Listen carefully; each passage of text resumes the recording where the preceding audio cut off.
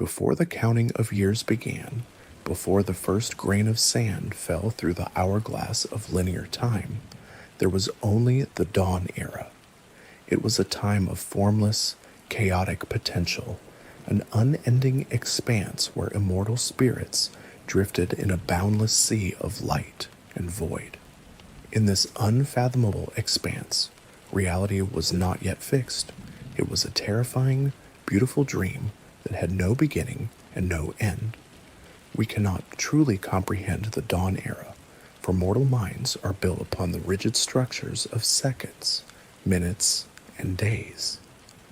But imagine a state of being where a single thought could birth a galaxy, and a single doubt could unravel it just as quickly. In this cosmic ocean, the great spirits existed without suffering, but also without true growth. They were stagnant in their pristine, untouched perfection, adrift in an eternity of silence. Out of this timeless perfection emerged a force of profound instability, a being of unmatched cunning and vision. He is known by many names across the diverse provinces of the world, but in the ash-choked lands of the East, they remember him as Lorkhan. He was the trickster god, the architect of a grand and terrible design. Lorkhan possessed a vision of a new realm, a physical world of limitations and mortality, a place where spirits could experience hardship, and through that hardship, achieve a higher state of existence. During the Dawn Era, this cunning god deceived or convinced the ancient entities to surrender a fraction of their own boundless power to forge this mortal plane, which would come to be known as Mundus.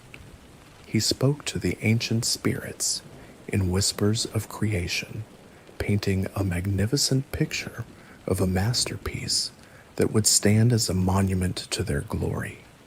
He did not tell them the true cost. The creation of Mundus was not a simple act of molding clay. It was a grueling, agonizing sacrifice. As the ancestors poured their essence into the void, giving form to the earth, the seas, and the skies, they felt themselves diminishing. Their limitless power was being drained, bound into the dirt and the stone. Some spirits realized the trap before it was completely sprung. Magnus, the architect of the magical laws, tore his way out of the newly forming firmament in terror, fleeing back into the immortal realms and leaving behind a great blazing wound in the sky that mortals now call the sun. But for others, the realization came too late. The trap snapped shut. 8 of the greatest spirits, the 8 divines, were permanently bound to the mortal world, forced to bear the crushing weight of the existence of Mundus upon their own ethereal backs. They were trapped, anchored to the physical laws of nature, their once infinite forms reduced to comatose planetary bodies drifting in the cosmic void. When the dust of creation settled, and the surviving gods looked upon the fragile, suffering world they had bled to create, their awe turned into a cold, cosmic fury. They convened at the oldest structure in existence to pass judgment upon the architect of their imprisonment. Lorkhan was dragged before his peers, his grand experiment now a prison for the divine. The punishment they decreed was absolute. They did not merely kill him, for a being of his magnitude cannot truly be unmade. Instead, in a brutal act of cosmic retribution, the ancient spirits physically tore the divine heart from Lorkhan's chest and cast it down onto the world to be hidden away for all eternity. Imagine that moment, traveler, the metallic tang of cosmic blood filling the air, the agonizing scream of a god vibrating through the very fabric of reality, a sound so loud it shattered the stillness of the newly born universe. The Heart of Lorkhan, pulsing with a raw, terrifying, and incomprehensible energy, plummeted from the heavens. It was not merely an organ of flesh and blood, but a concentrated mass of divine essence, a fragment of the spark that had ignited creation itself. As it fell through the atmosphere, it burned with a furious heat, a screaming meteor of unmitigated power plunging toward the eastern shores of the great continent. The sky bled red in its wake, and the newly formed oceans boiled as it approached the earth. When the heart finally struck the ground, the impact was cataclysmic. The earth did not just crater, it shattered. The continent buckled and groaned under the weight of the divine flesh. From the epicenter of this cosmic wound, a colossal volcano erupted, tearing its way through the fractured crust. The heart fell upon the land that would eventually become the province of Morrowind, and its catastrophic impact gave birth to the gargantuan, ever-erupting volcano known as Red Mountain. Millions of tons of superheated rock and choking ash were blasted into the sky, blotting out the light of the sun and plunging the newborn world into a terrifying darkness. The smell of burning sulfur and ozone blanketed the land, a scent that still haunts the eastern winds to this day. Deep beneath the boiling magma chambers, in a cavern of impossible heat and pressure, the Heart of Lorkhan came to rest. It did not burn away. It did not die. It continued to beat, maintaining a slow, thrumming rhythm that resonated through the bedrock of the world. Metaphysically, the Heart of Lorkhan serves as the zero stone of the Red Tower, an ancient and fundamental structure that sustains and anchors the reality of the mortal realm, preventing the entire universe from collapsing back into the meaningless void. It lay there in the absolute darkness, buried beneath millions of tons of igneous rock, beating in isolation for countless millennia. The volcano above it roared and slumbered, breathing ash across the wastes, shaping the harsh, unforgiving ecosystem of the province. The heart was a terrible secret of the Dawn era, a wellspring of infinite, world-breaking power, just waiting in the suffocating dark. It was a divine battery, radiating a silent, seductive frequency into the earth, a song that would eventually reach the ears of mortals who possessed the intellect to hear it, and the unfathomable hubris to think they could control it.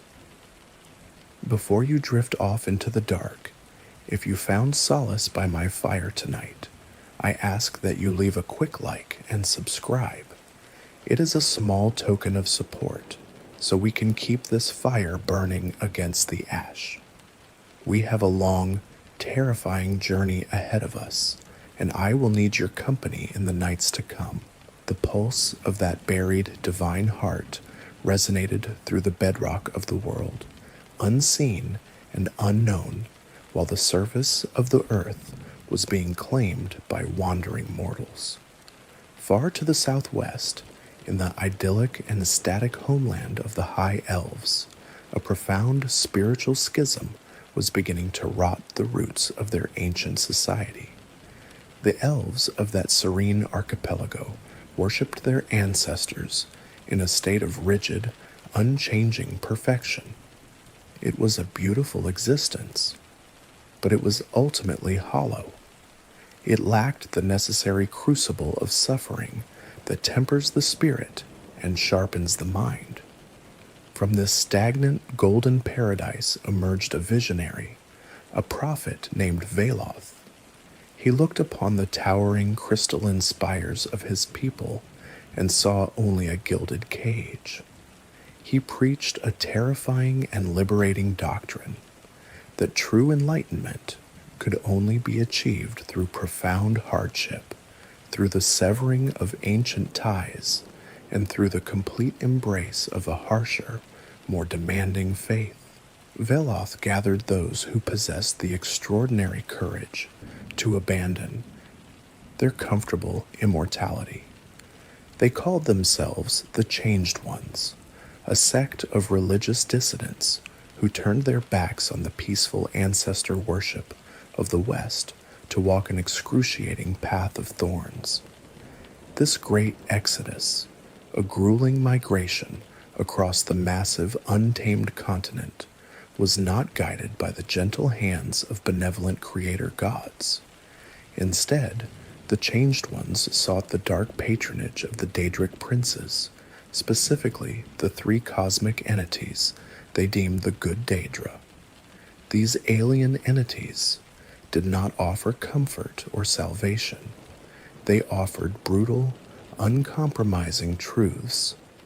They taught the wandering elves the unforgiving realities of absolute survival, the necessary bloody art of secret assassination, and the fundamental rejection of any static, peaceful existence. The journey across the continent physically and mentally stripped the Changed Ones of their high elven softness. They endured freezing winds, endless starvation, and the constant threat of hostile beasts. Through this relentless, agonizing suffering, they were forged into a new people, a hardened culture completely defined by their fanatical devotion to the Daedric entities who tested them. They would eventually be known by another name, but in those ancient days, they were the proud, terrifying Chimer, the golden-skinned pilgrims of the choking ash. When the Chimer finally crossed the jagged, imposing peaks of the western mountain ranges and descended into the ash-choked valleys of the east, they believed they had finally found their promised land. They named this harsh, alien province Resdayn. It was a terrifying, unforgiving landscape dominated by the suffocating ash storms that bled continuously from the colossal peak of the central volcano. Yet the Chimer embraced its cruelty as a holy gift from their masters. They built their tribal camps beneath the shrieking skies, offering bloody, visceral sacrifices while breathing in the heavy smell of burning earth and electrical ozone. But as they spread their culture across the volatile volcanic plains and dug their shrines into the jagged basalt cliffs, they discovered a chilling truth.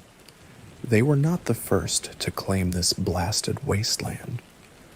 Deep beneath the cracking volcanic crust, completely hidden from the scorching sun and the howling ash storms of the surface, thrived an entirely different civilization of elves.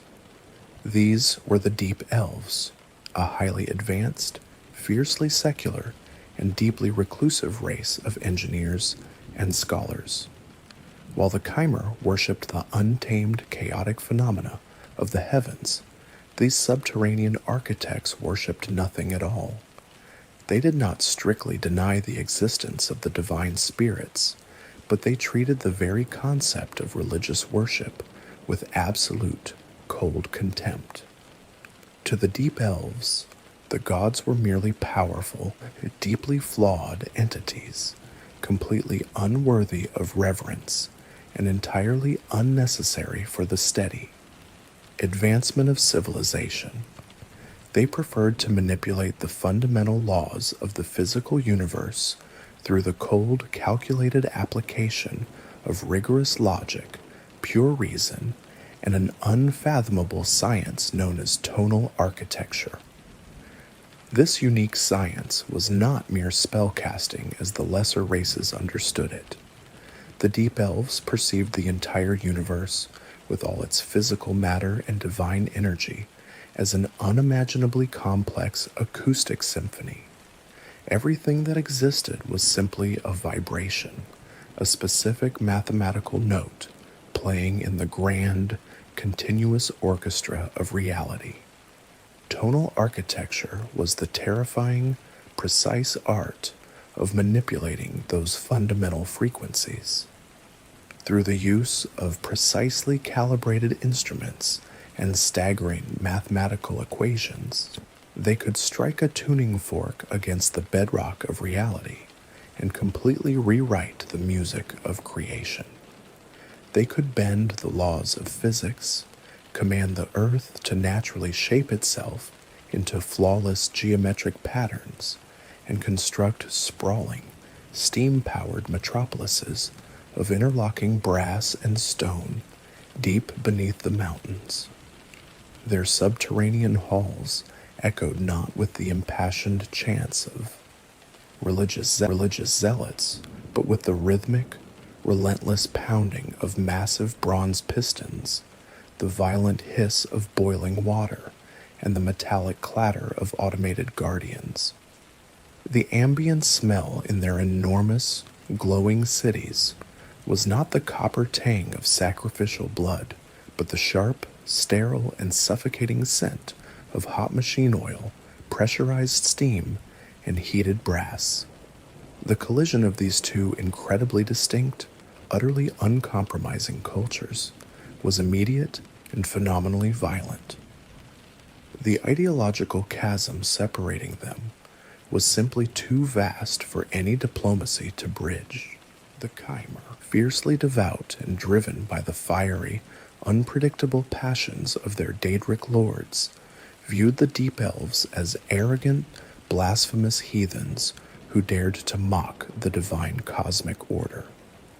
The Deep Elves, looking out from behind their massive, impenetrable brass gates, saw the Chimer as nothing more than superstitious barbarians, primitive zealots rolling in the volcanic dirt to appease cruel and indifferent masters.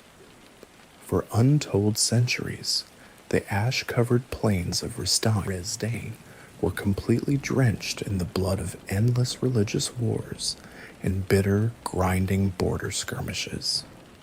The golden-skinned zealots would repeatedly hurl themselves against the grinding, soulless war machines of the subterranean engineers, staining the gleaming brass with their fervent, fanatical blood. It was a brutal era of absolute ideological warfare, a localized nightmare of chaotic magic and cold machinery clashing continuously beneath the long, suffocating shadow of the great volcano. Neither side could achieve an absolute, definitive victory. The Chimer possessed the terrifying, unpredictable boons of their Daedric patrons, while the Deep Elves possessed impenetrable subterranean fortresses and weapons of devastating, calculated precision. And so, the two deeply flawed cultures bled each other dry across the bloody decades, completely unaware that their mutual hatred was only setting the stage for a much grander tragedy. The endless bloodshed between the golden-skinned pilgrims and the subterranean engineers might have continued until both civilizations were entirely ground into the volcanic dust, had it not been for a brutal invasion from the freezing north. From the bitter, ice-choked peaks of Skyrim marched the Nords, a race of men as relentless and unforgiving as the blizzards of their homeland. They poured into the ash-covered valley of Resdayn, bringing with them a biting cold that clashed violently against the oppressive heat of the great volcano. These conquerors possessed no interest in the philosophical disputes between the worship of Daedric spirits and the cold calculations of tonal architecture.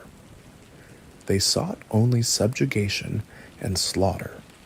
Faced with absolute annihilation, the bitter enemies were forced to look across the bloody plains and realize a terrifying truth. They must unite, or they would both be completely erased from the continent. From this desperate necessity arose an alliance that would forever alter the trajectory of the world. Two towering figures stepped forward from the slaughter to bridge the impossible ideological chasm. For the golden-skinned elves, it was their greatest warlord, the fiercely charismatic general named Indoril Nerevar. For the secular engineers, it was their pragmatic and honorable ruler, King Dumak. Against all conceivable odds, a profound and genuine brotherhood blossomed between the devout warlord and the logical king.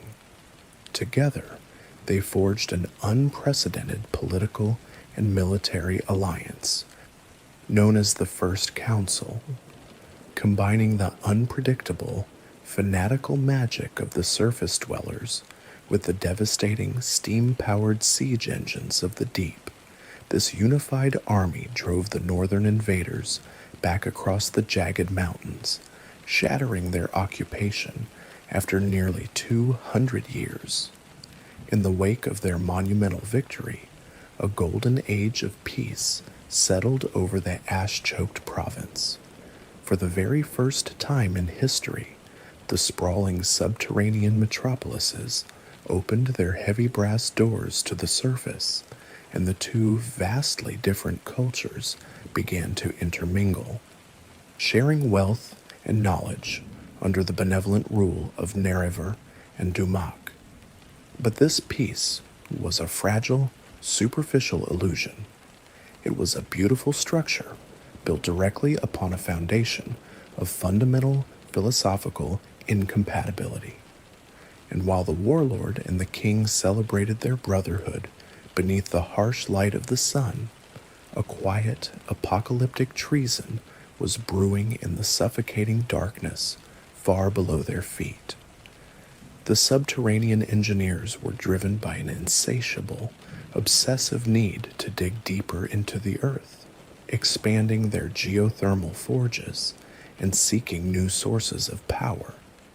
Deep beneath the boiling magma chambers of the great volcano, their heavy drilling machines breached a cavern of impossible heat and crushing pressure.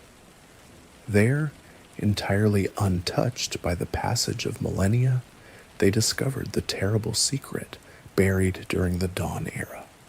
They found the Heart of Lorkhan. The sensory impact of that chamber was maddening. The air was so thick with ambient magical radiation that it tasted like copper and ozone, and the rhythmic, thrumming pulse of the divine flesh vibrated through the bedrock with enough force to shatter teeth and fracture minds. The discovery was kept strictly hidden from King Dumak. The secret was hoarded by the highest-ranking scholar of the subterranean elves, a brilliant and terrifyingly arrogant visionary known as Chief Tonal Architect Kagranak. When Kagranak looked upon the beating heart of the Creator God, he did not feel the paralyzing dread that a mortal should naturally experience. He felt only the supreme, blinding hubris of logic. He believed he had found the ultimate energy source, the fundamental battery of reality itself. Kagranak conceived a project of such staggering blasphemy that it defies mortal comprehension. He intended to harness the raw, unfiltered essence of the divine heart, not just to power his cities, but to forge a new, artificial deity for his people. This blasphemous creation was to be a colossal, towering automaton constructed of enchanted brass and stone, an absolute god of logic and denial, meant to elevate his entire race beyond the pathetic, suffering limits of mortality. But manipulating the anchor of reality is not a task for bare hands. The Heart of Lorkhan was completely unstable, radiating a lethal frequency of creation and destruction. To directly touch the divine flesh was to invite instantaneous annihilation, to be wiped from the grand symphony of existence without leaving even an echo behind. Therefore, Kagranak required instruments of unfathomable precision to safely extract and refine the cosmic frequencies of the artifact.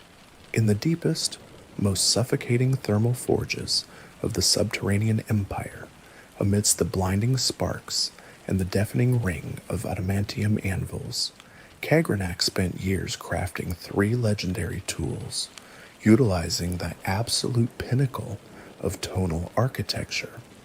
The first of these masterpieces was a massive, heavily enchanted hammer named Sunder.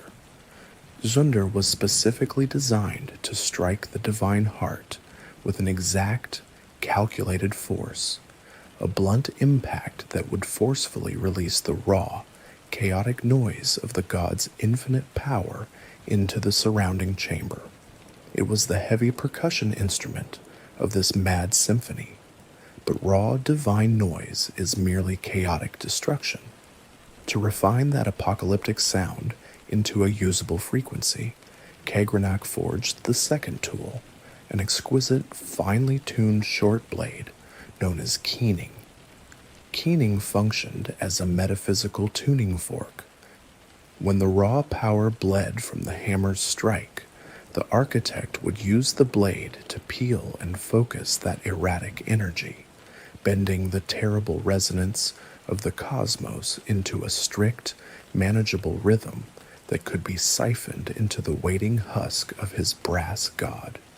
Yet even wielding these 2 magnificent instruments would expose the user to a lethal wave of tonal feedback.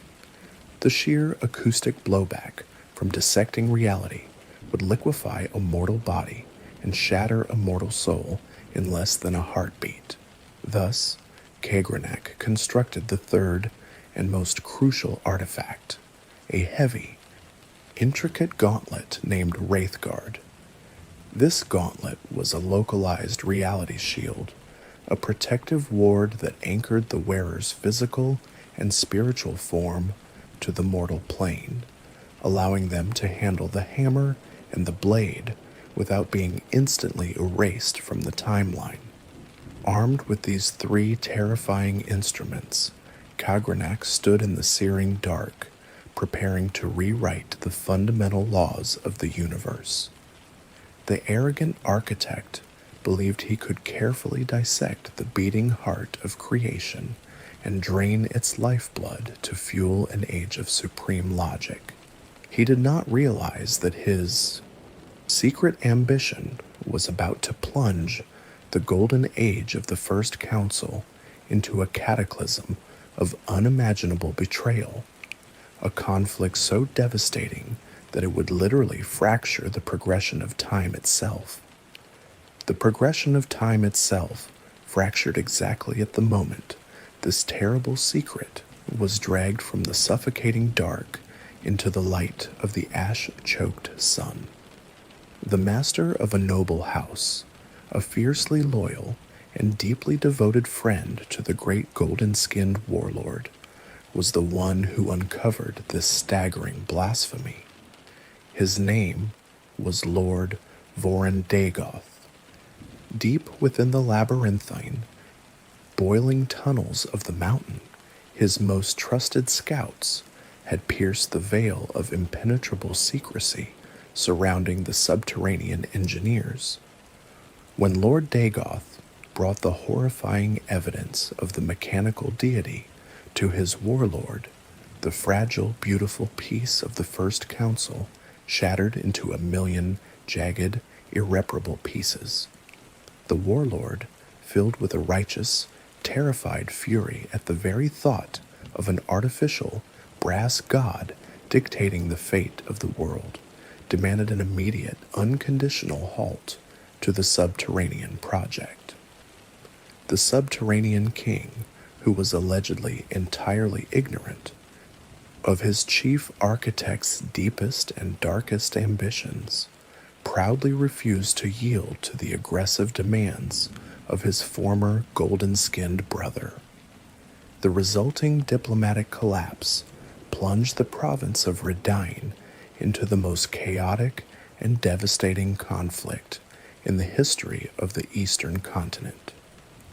This apocalyptic clash culminated in the year 700 of the First Era at the catastrophic siege known forever as the Battle of Red Mountain.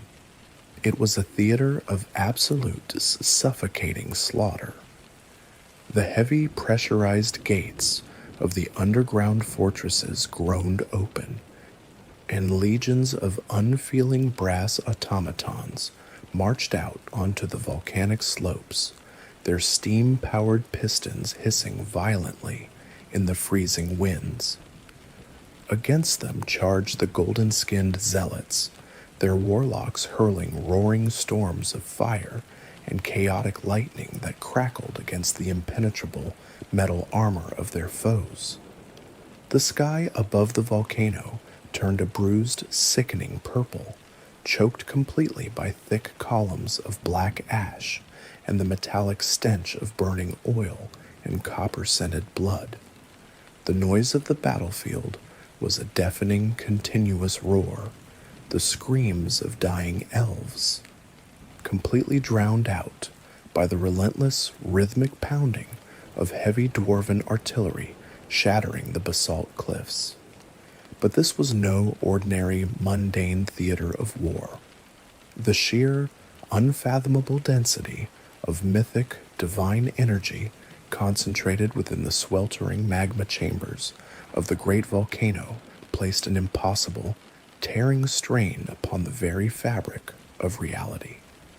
When mortal hands attempted to wage a genocidal war directly over the beaten, bleeding heart of a creator god, the rigid, linear progression of time simply could not endure the cosmic paradox. The chronological spine of the universe buckled, groaned, and then completely snapped under the pressure of so much localized magical radiation.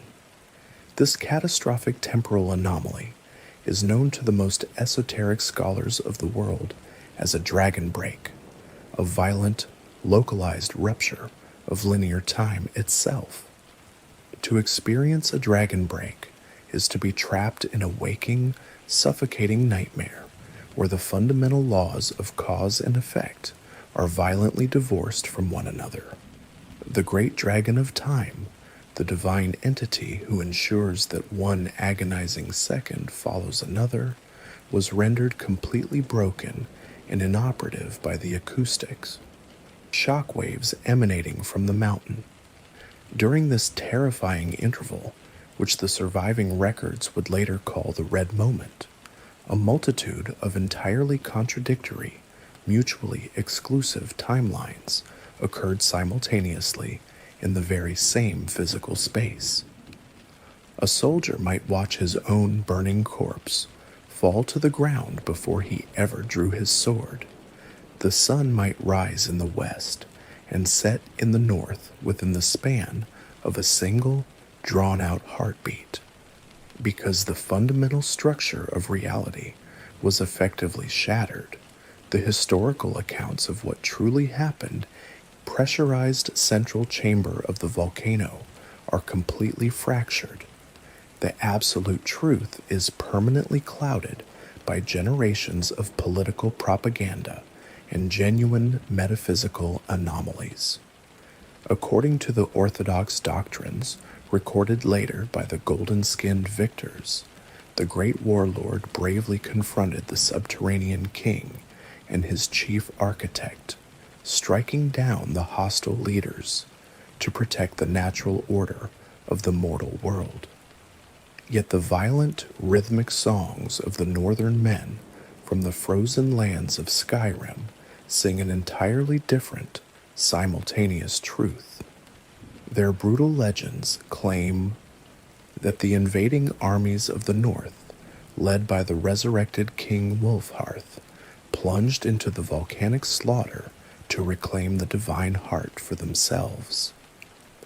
In this swirling, chaotic timeline, the northern warriors were guided by the literal, roaring ghost of the creator god Shor, battling desperately against both the golden-skinned elves and the subterranean engineers. Further muddying the waters of history are the mystical accounts of the feline scholars from the southern deserts. The chronicler known as Orlight Har described the erupting mountain as a terrifying nexus where existence and non-existence violently collided, a chaotic intersection of the states of is and is not. When the broken dragon of time finally knitted its terrible wounds and healed into a single, heavily scarred reality, it forged a world where utterly irreconcilable truths were forced to coexist. Amidst this swirling temporal maelstrom, deep within the blistering, copper-scented darkness of the central chamber, the desperate chief tonal architect realized that his impregnable armies were failing. As the enemy breached his sacred sanctum, Kagranak made a final, catastrophic calculation. In an act of supreme desperation, or perhaps ultimate transcendent hubris, the architect moved toward the massive beating organ. The heat in the room was absolute, sizzling the sweat on his skin as he seized the heavily enchanted hammer and the finely tuned, vibrating blade.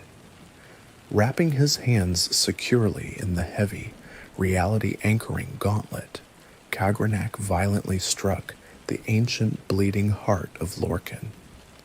The acoustic shockwave from that desperate strike did not merely echo through the physical caverns of the earth. It reverberated across the entirety of the mortal plane.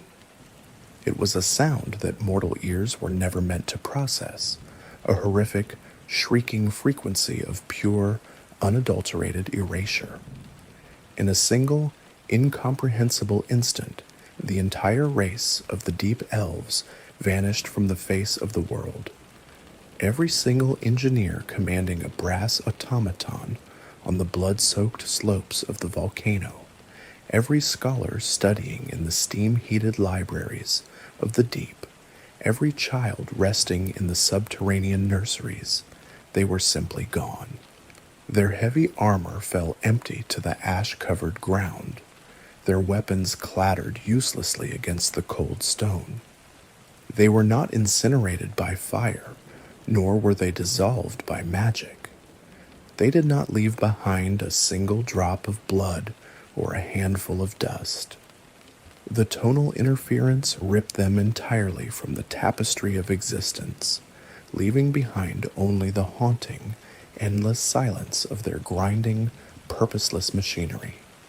Out of an entire, sprawling civilization that spanned the subterranean breadth of the continent, only one single soul survived the great erasure. His name was Yagrum Bagern.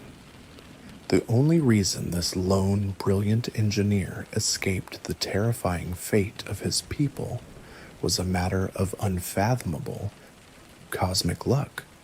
At the exact moment of the architect's desperate strike upon the heart, Yagrum Bagern was not physically present in the mortal world. He was traveling far beyond the boundaries of our reality, exploring the bizarre, chaotic, and terrifying dimensions of the outer realms, known as Oblivion. When he finally returned to the mortal plane, the terrible truth of the red moment washed over him. He found his magnificent underground cities completely abandoned, echoing only with the hiss of escaping steam and the hollow, heavy footsteps of mechanical guardians that no longer had masters to protect. He was the last of his kind, a tragic phantom left to wander the empty halls of a vanished empire. The immediate aftermath of that unfathomable erasure left a crushing, suffocating silence in its wake. Deep within the sweltering, copper-scented confines of the central magma chamber, the heavy brass machinery of the subterranean elves continued to spin and hiss, completely devoid of purpose.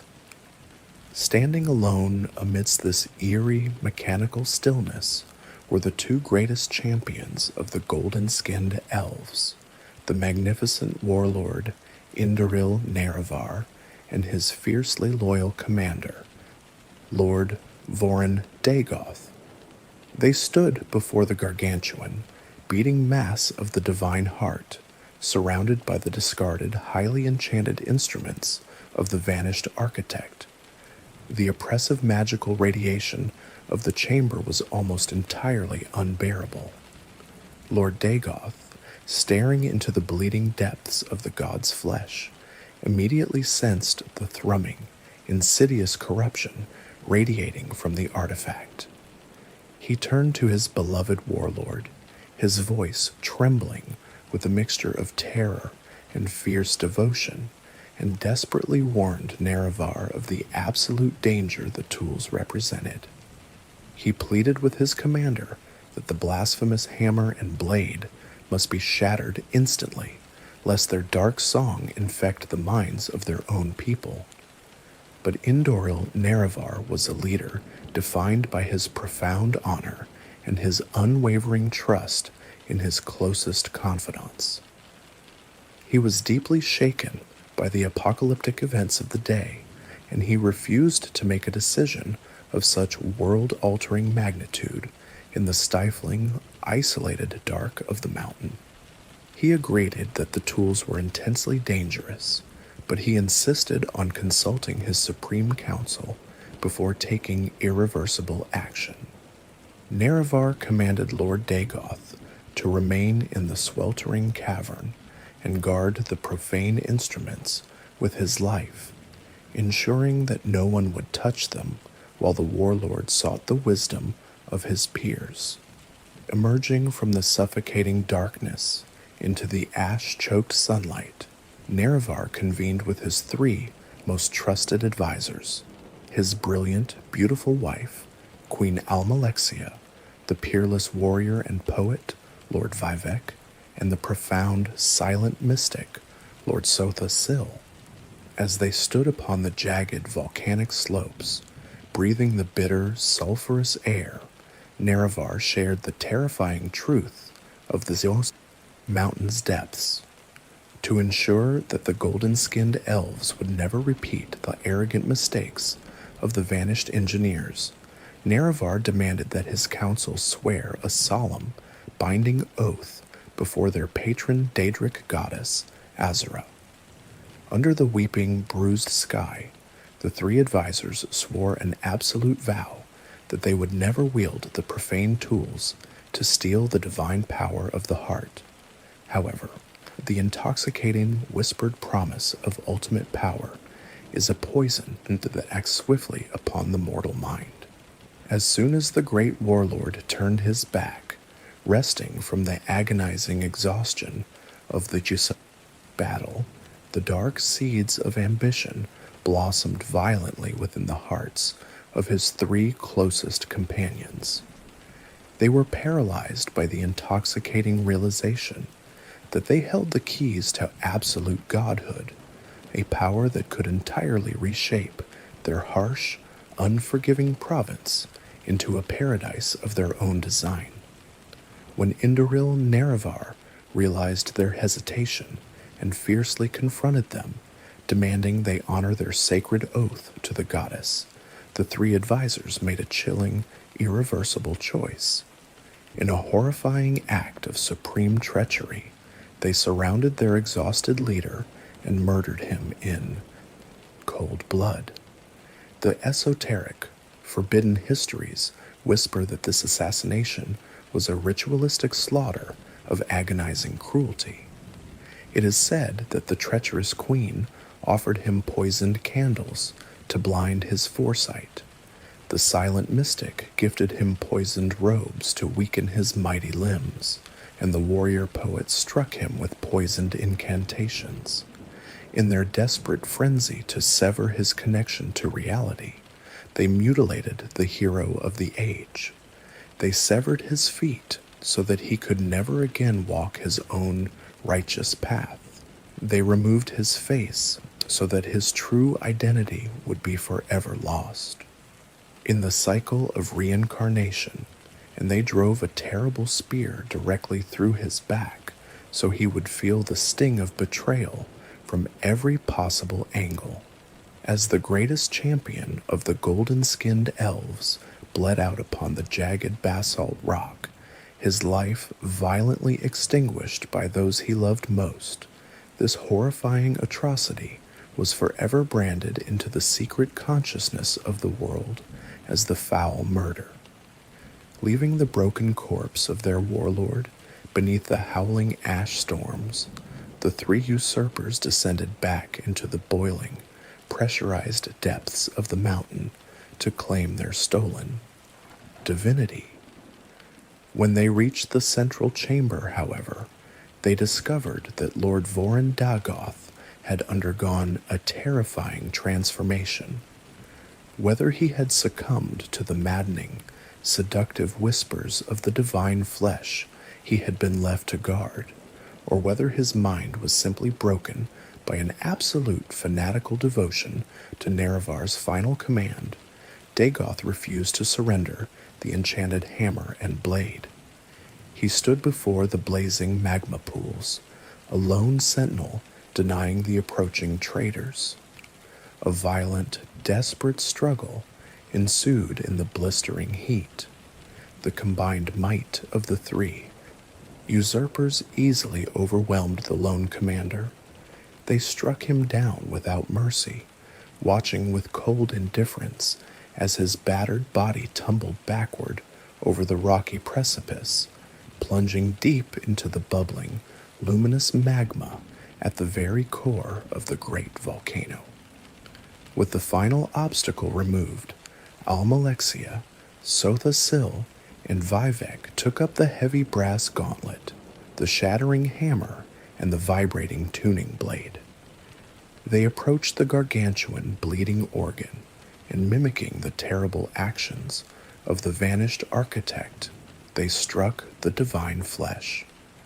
They did not seek to destroy the world. They sought to siphon its foundational essence. As the raw, chaotic energy flowed into their mortal vessels, they transcended their physical limitations, elevating themselves into luminous, immortal entities of staggering power. They had become living gods. But the universe does not suffer such profound broken oaths without consequence.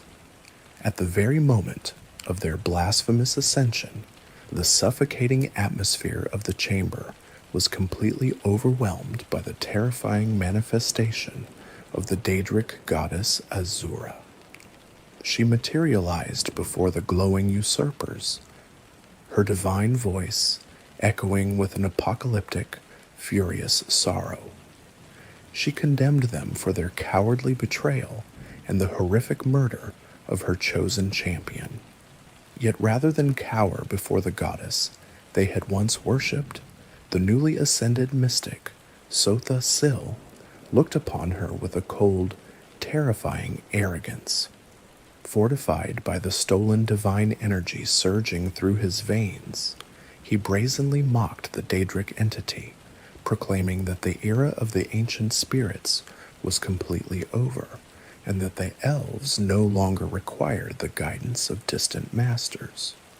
In response to this supreme, unbearable insult, Azura unleashed a wave of cosmic retribution that rippled outward from the mountain, washing over the entirety of the eastern province. She did not merely strike down the three traitors. She chose to bind their horrific sins permanently to the flesh of their subjects.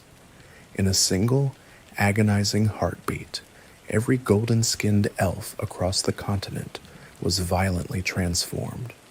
Their beautiful, radiant skin was turned to the color of the bruised, gray volcanic ash, and their eyes burst into the terrifying, luminous red of the bubbling magma.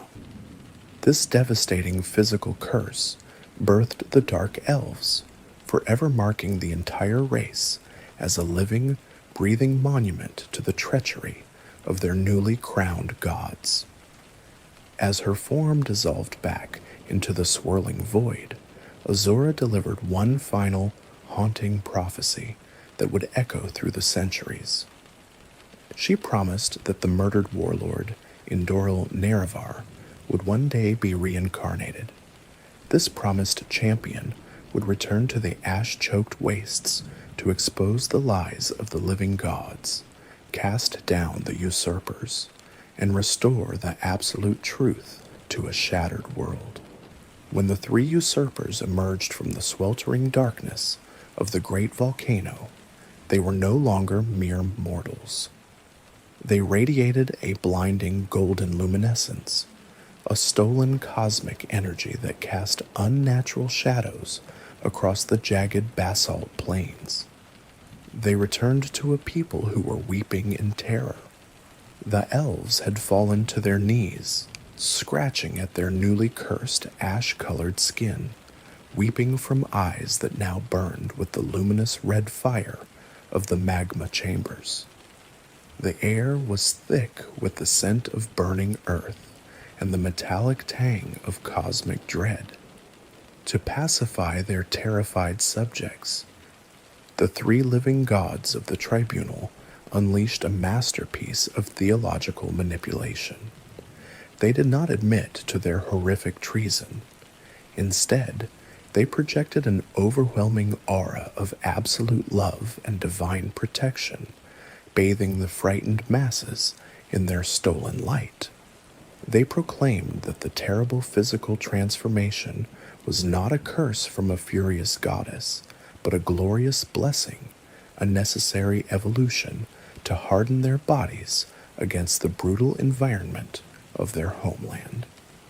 The horrific truth of the betrayal in the mountain was immediately buried beneath mountains of golden. Propaganda. The official histories were entirely rewritten. The orthodox doctrine dictated that the great warlord had died a peaceful, tragic death from the wounds he sustained fighting the subterranean engineers, and that he had passed his leadership to his three trusted friends with his dying breath. Yet the new living gods faced a monumental ideological crisis. For countless centuries, their people had been fanatical, uncompromising worshippers of the Daedric entities. The dark elves had bled upon basalt altars, breathing in the copper scent of ritual sacrifice to honor the lords of chaos. The tribunal knew that if they simply outlawed the ancient faith overnight, the province would violently tear itself apart in a bloody, apocalyptic civil war. To circumvent this, the warrior poet and the silent mystic constructed a brilliant, insidious theological pivot. They did not erase the old gods, they assimilated them. The tribunal decreed that the three ancient Daedric patrons were merely heralds, primitive placeholders whose entire cosmic purpose was to prepare the mortal minds of the elves for the true, living divinities. These ancient spirits were officially rebranded as the Anticipations. The brutal, chaotic teachings of the old ways were softened, suffocated beneath the sweet, cloying smoke of heavy temple incense. The great mother goddess of the old faith was said to have anticipated the scheming, radiant queen of the tribunal. The patron of secret assassination and duality was claimed to have anticipated the complex, paradoxical warrior poet. And the goddess of dusk and dawn, the very entity who had cursed them, was entirely co-opted, framed as a mere shadow that preceded the silent, mechanical mystic. It was a flawless deception, designed to allow the dark elves to transition their fanatical devotion without ever realizing they were abandoning the ancient cosmic order. But the absolute truth is a deeply resilient phantom. It cannot be entirely smothered by sweet incense or blinded by stolen golden light. Far beyond the towering gilded temples and the meticulously paved streets of the new civilization, in the deepest, most unforgiving reaches of the volcanic wastes, the ancient traditions survived. The nomadic tribes, Those who proudly called themselves the Ashlanders utterly rejected the comforting lies of the living gods. These hardened survivalists lived constantly beneath the howling, abrasive ash storms, their lungs coated in the dust of the mountain, their skin whipped raw by the freezing winds. They remembered the original, terrifying teachings of the Daedra. More importantly, they remembered the furious words of the goddess Azura, and they preserved the oral histories passed down by the loyal shield companion of the murdered warlord. Beneath tents made from the cured hides of giant insects, reeking of sour milk and burning dung, the tribal elders whispered the true history of the foul murder. They passed down the memory of the poisoned candles, the severed feet, and the spear thrust into the warlord's back. To the nomadic tribes, the tribunal were not divine saviors. They were cowardly usurpers, necrotic parasites feeding upon the stolen heart of a creator god, bringing a slow metaphysical rot to the entire province. The living gods, perched upon thrones of polished brass and sculpted obsidian, could not tolerate this festering kernel of truth. A divinity built upon a fragile lie requires absolute, uncompromising enforcement. To violently silence the dissenting voices of the wastes, the tribunal established a terrifying military inquisition. They forged an order of elite, fanatical holy warriors known as the Ordinators. These inquisitors were stripped of their individual identities, clad head to toe in heavy, gleaming armor of polished gold and deep blue cloth. Their faces were entirely concealed behind rigid, golden masks, sculpted into the serene, unblinking, and utterly emotionless visage of the warrior poet himself. When the Ordinators marched upon a settlement, the ground trembled with the synchronized heavy thud of their armored boots, and the air grew thick with the sharp scent of ozone and righteous fury. They possessed absolute legal and spiritual authority to hunt down heresy, to drag screaming nomads from their tents in the dead of night, and to break their bones in the cold, damp dungeons beneath the gleaming temples. The Inquisition was a brutal, efficient machine designed to eradicate any whisper of the true history, drowning the inconvenient memories of the mountain in a sea of terror. Yet the harder the golden masks squeezed the throat of the province, the deeper the shadows of rebellion grew. The violent suppression did not eradicate the truth. It merely forced it underground, even into the very heart of the tribunal's own religious institutions. Among the cloistered scholars and theologians who tended the temple libraries, a secret sect began to quietly coalesce in the dark. These quiet rebels became known as the Dissident Priests. They outwardly bowed to the golden altars and burned the cloying incense, but in the ink-scented darkness of the subterranean archives, they gathered every banned scroll, every whispered tribal myth, and every forbidden prophecy they could find. They compiled these hidden truths into a secret body of knowledge known as the Apocrypha. Reading the Apocrypha was a lethal offense, carrying a sentence of agonizing torture and immediate execution at the hands of the Ordinators. The Dissident Priests lived in a state of constant paralyzing terror, the metallic tang of fear perpetually in their mouths. They communicated in subtle ciphers and hidden gestures, guarding the fading ink that proved their living gods were murderers and thieves. They waited in the suffocating dark, preserving the memory of the betrayal, praying for the day the reincarnated champion of the ash would finally return to tear down the golden facade and bring the terrifying, long overdue justice of the ancient spirits. The dissident priests guarded their forbidden scrolls in the suffocating darkness of their hidden archives, praying desperately for the reincarnated champion to arrive and unravel the grand deception of the tribunal. But the most damning evidence against the living gods did not come from the persecuted scribes, nor did it come from the shrieking nomads of the ash-choked wastes.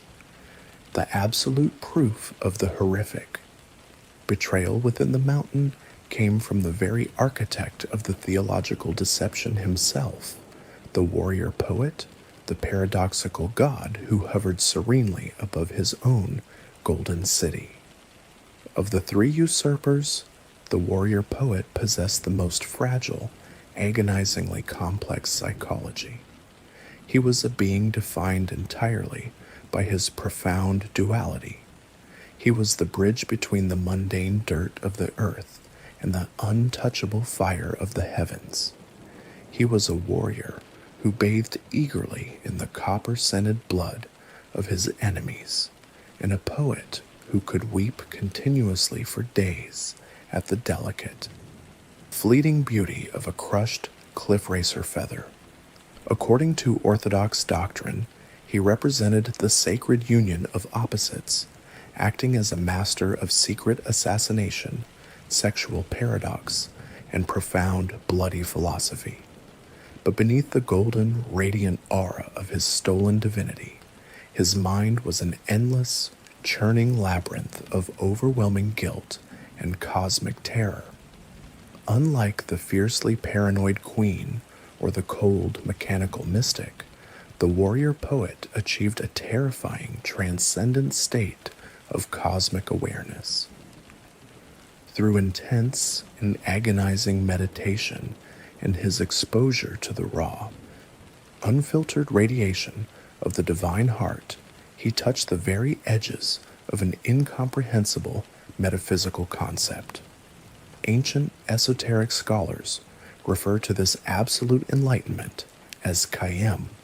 To achieve this state is to look outward at the fundamental architecture of the universe and realize an apocalyptic truth, that all of reality, every single grain of volcanic ash, and every beating heart is merely the vivid, fleeting dream of a slumbering, supreme Godhead.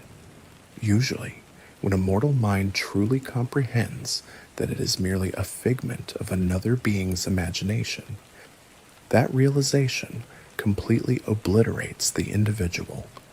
They simply vanish from existence, their ego dissolving completely into the silent void. But the warrior poet looked directly into the terrifying abyss of his own non-existence and possessed the supreme, unfathomable arrogance to shout his own existence into the dark. He recognized the fundamental illusion of the dream, but he retained his absolute ego, granting him the terrible, lucid power to reshape the very fabric of reality. Because of this horrific enlightenment, the warrior poet did not experience the progression of time as a straight, continuous line. For him, the rigid, comforting boundaries between the past, the present, and the future completely dissolved. Through the localized rupture of linear time that had occurred at the great volcano, he reached backward through the centuries and retroactively altered the history of his own birth. He wove an entirely new timeline into existence, making it an absolute, objective truth that he had always been a god, born from a divine egg by the wife of a humble herdsman, and personally educated by the ancient Daedric spirits.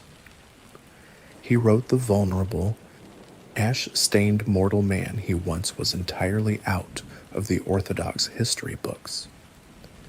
Yet despite possessing the unimaginable power to rewrite the fundamental laws of the cosmos, He could not erase his own conscience. The searing, agonizing memory of the mortal who had plunged a poisoned spear into his best friend's back remained entirely intact within his fractured mind. The psychological torment of this paradox was utterly unbearable. He was trapped in a self-inflicted prison of golden light, adored by millions of fanatical worshippers, yet entirely isolated by the crushing weight of his own unforgivable treason. To reconcile this maddening contradiction, the warrior poet authored his magnum opus, a massive, dense, and heavily allegorical scripture known universally as the 36 Lessons of Vivek. This sprawling poetic text became the absolute foundational cornerstone of the entire Orthodox religion. For the common dark elf, attending the towering, incense-choked temples of the cities, the 36 lessons provided a beautiful, incomprehensible guide to spiritual perfection. The priests chanted its verses to the rhythmic beating of heavy drums, entirely unaware that they were actually reciting a labyrinth of encrypted, agonizing guilt. The warrior poet knew with absolute certainty that the reincarnated champion of the Ash was prophesied to return, and his subconscious craved the very cosmic punishment his conscious mind violently resisted. Deep within the suffocating density of his poetic prose, he deliberately embedded secret, unbreakable ciphers for the future hero to discover. In the 36th sermon of the sacred text, he laid his darkest secret completely bare. If a meticulous scholar were to take the very first letter of every single paragraph within that specific sermon and align them in exact sequence, the seemingly random characters spelled out a chilling, undeniable phrase, foul murder. But the most profound, devastating confession was hidden even deeper, intricately woven into the mathematics of the 29th sermon. Here, the warrior poet concealed a brilliant master index code. He embedded a seemingly arbitrary list of 35 specific numbers within the poetic verses. If a reader meticulously applied those numbers to correspond with specific words across the matching numbered sermons, a complete, unassailable admission of absolute guilt was revealed.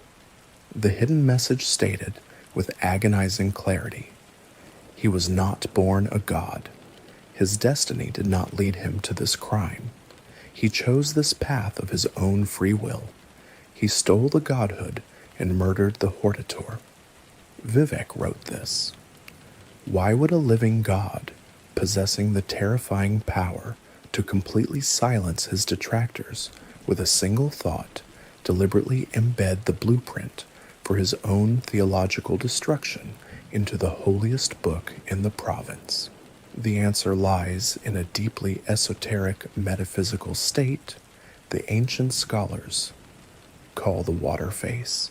The water face is an absolute spiritual condition in which a being is fundamentally incapable of telling a lie. By hiding his brutal confession within the complex poetry of his lessons, the warrior poet created a brilliant, agonizing theological loophole.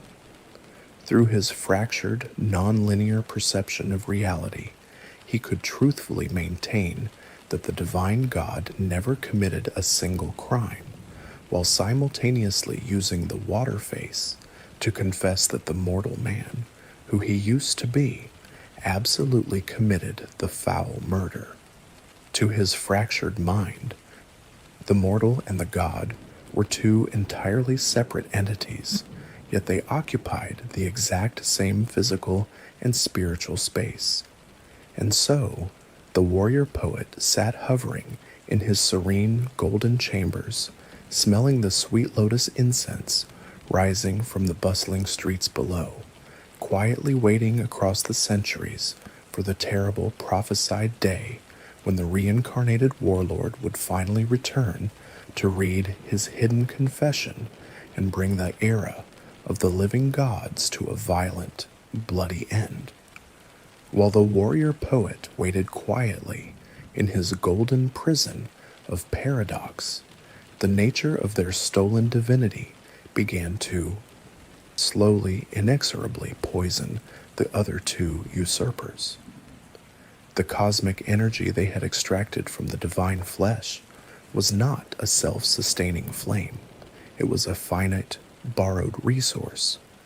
To maintain their blinding golden luminescence and their absolute control over the physical laws of the province, the three living gods were forced to undertake an agonizing, highly secretive annual pilgrimage back to the suffocating depths of the great volcano. There, amidst the blistering heat and the smell of sulfur, they had to bathe themselves in the raw, acoustic radiation of the divine heart, siphoning its energy to replenish their fading power. But as the centuries bled slowly into millennia, an ancient, terrifying shadow began to reawaken deep within those sweltering magma chambers. Eventually, this dark presence would sever their access to the heart completely. Stripped of their divine battery, the psychological rot of stolen godhood began to consume the remaining two monarchs, transforming their glorious reign into a maddening, inescapable prison. The silent mystic, Lord Sotha Sil, was the first to completely withdraw from the ash-choked skies of the mortal world. Of the three usurpers, he possessed the most profound, analytical, and ultimately terrifying understanding of their metaphysical limitations. When he looked upon the grand architecture of the universe, he did not see a beautiful creation worthy of divine stewardship. He saw only a broken, deeply flawed, and inefficient machine. To his hyper-logical mind, the entire cosmos was entirely deterministic, a rigid, unbreakable progression of cause and effect, where true free will was nothing but a comforting, pathetic illusion. In a desperate, obsessive bid to repair the fundamental flaws of reality itself, he retreated entirely from his worshippers. Deep beneath the earth, completely hidden from the howling ash storms of the surface, he constructed a sprawling, artificial realm of unfathomable complexity known as the Clockwork City. The Clockwork City was designed as a miniature perfect replica of the mortal world, rendered entirely in whirring brass, grinding gears, and highly pressurized steam. The atmosphere within his mechanical domain did not smell of burning ash, blooming flora, or the salty ocean winds. It was completely sterile, heavy with the sharp, chemical scent of hot oil, heated copper, and static electricity. Here, the silent mystic sat upon a massive throne of interlocking, continuously turning cogs, endlessly calculating the immutable trajectories of fate.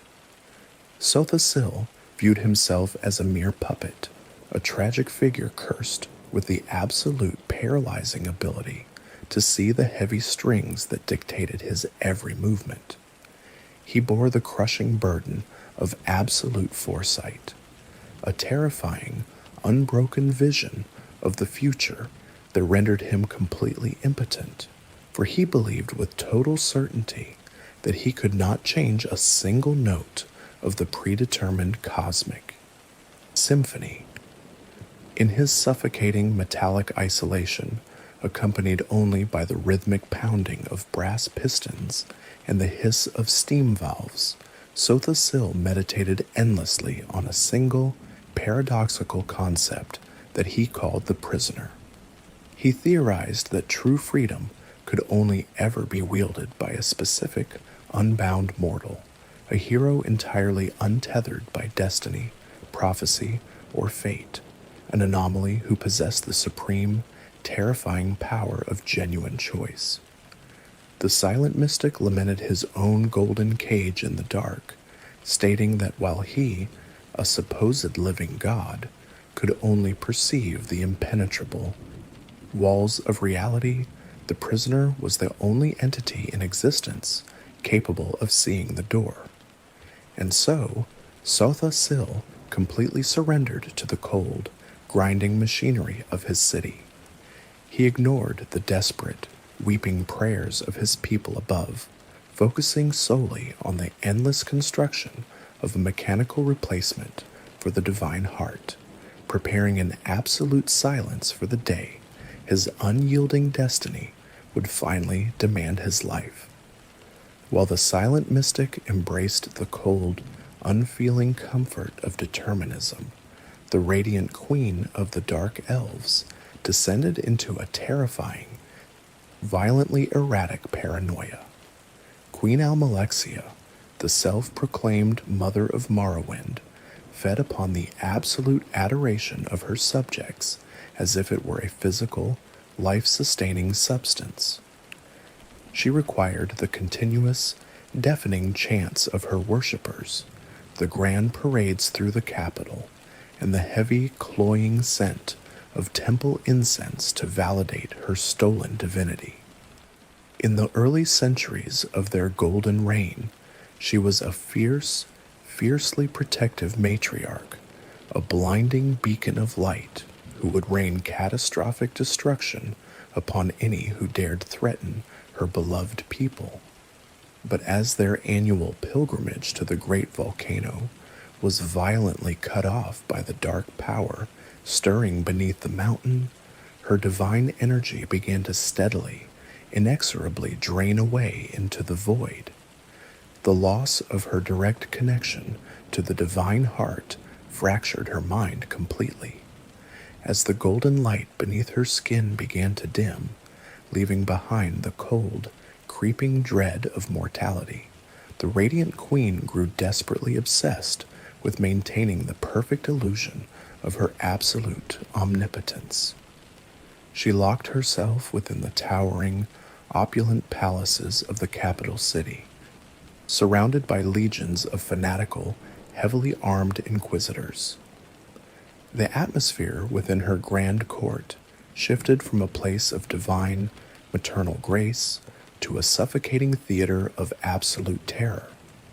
The heavy smell of sweet blooming perfumes barely masked the sharp, metallic tang of the blood she regularly spilled to eliminate perceived traitors.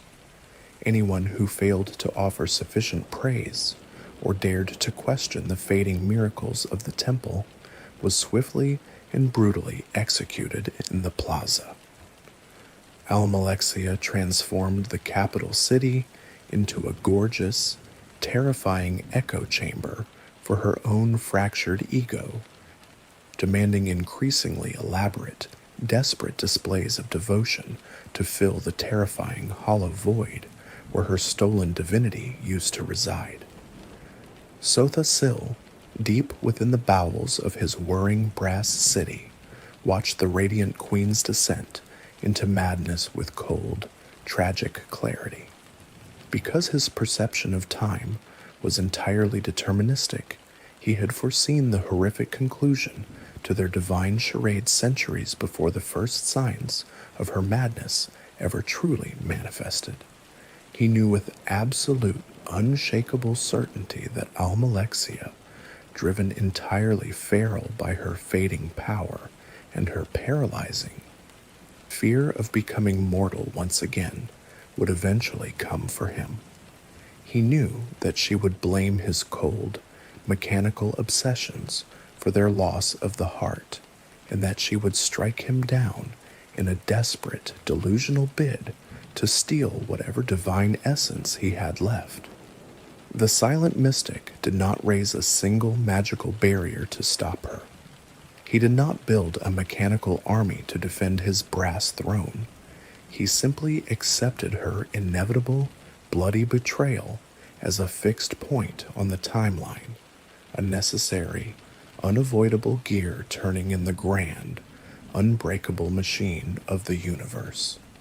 He waited in the sterile, grinding dark for his wife and murderer to arrive, perfectly illustrating the ultimate, devastating tragedy of their theft. They had sacrificed their honor, their greatest champion, and the soul of their entire race to become gods, only to find themselves trapped in a deterministic prison of their own making, slowly rotting away from the inside out. The living gods rotted away in their self-made, deterministic prisons, entirely blind to the apocalyptic horror taking root deep beneath their feet.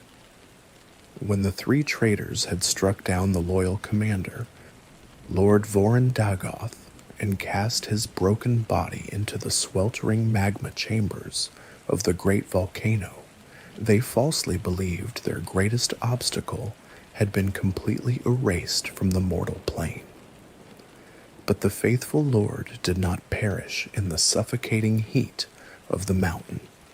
Because he had been exposed to the raw, unmitigated acoustic radiation of the divine heart for far too long, his very soul had become inextricably bound to the bleeding flesh of the Creator God. He sank into the luminous, boiling depths, enveloped by the deafening thrum of cosmic power and the pungent stench of sulfur and melting rock. In that terrible pressurized dark, he was suspended in a matrix of superheated magma and divine blood. His mortal form continuously broke down and rebuilt itself to withstand the impossible acoustic pressure of the chamber. He did not die. He incubated for untold centuries, while the living gods built their golden cities and basked in the fanatical adoration of the ash-skinned elves. The broken commander floated in the searing womb of the earth. He spent this agonizing eternity forging a direct, symbiotic link with the divine artifact. He drank deeply from its chaotic frequencies, allowing the song of the dead god to completely overwrite his biology and his conscious mind. Finally, in the year 882 of the Second Era, the long incubation reached its terrifying conclusion. The entity that rose from the boiling magma was no longer the Honorable Lord Vorin Dagoth. He had transcended his physical limitations to become a nightmare of cosmic proportions, an entity of incomprehensible power known to the trembling world as Dagoth Ur. The living gods derived their power by merely siphoning energy from the surface of the heart during their annual pilgrimages, treating the artifact as a simple, external battery. Dagoth Ur's connection was profoundly, terrifyingly different. He had fused his very essence with the artifact, becoming a living, breathing extension of its world-breaking power. When the three usurpers eventually returned to the mountain to replenish their fading luminescence, they were violently ambushed and effortlessly repelled by this newly awakened horror, permanently severing their access to the divine wellspring. They were driven back into the howling ash storms, utterly defeated by the monster they had created. But the true terror of Dagoth Ur was not his overwhelming physical might, nor his mastery of destructive magic. The true apocalyptic threat he posed to the mortal plane was entirely metaphysical.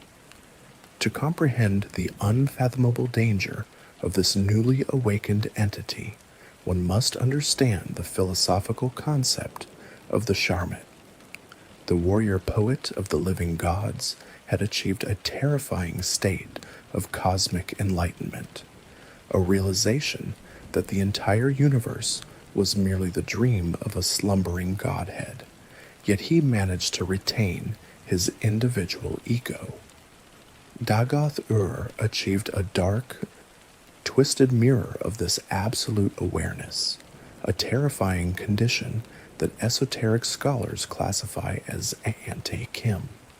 When the mutated commander looked outward at the grand, spinning wheel of the cosmos, feeling the heavy vibrations of the divine heart echoing through his own veins, he fundamentally misread the architecture of reality.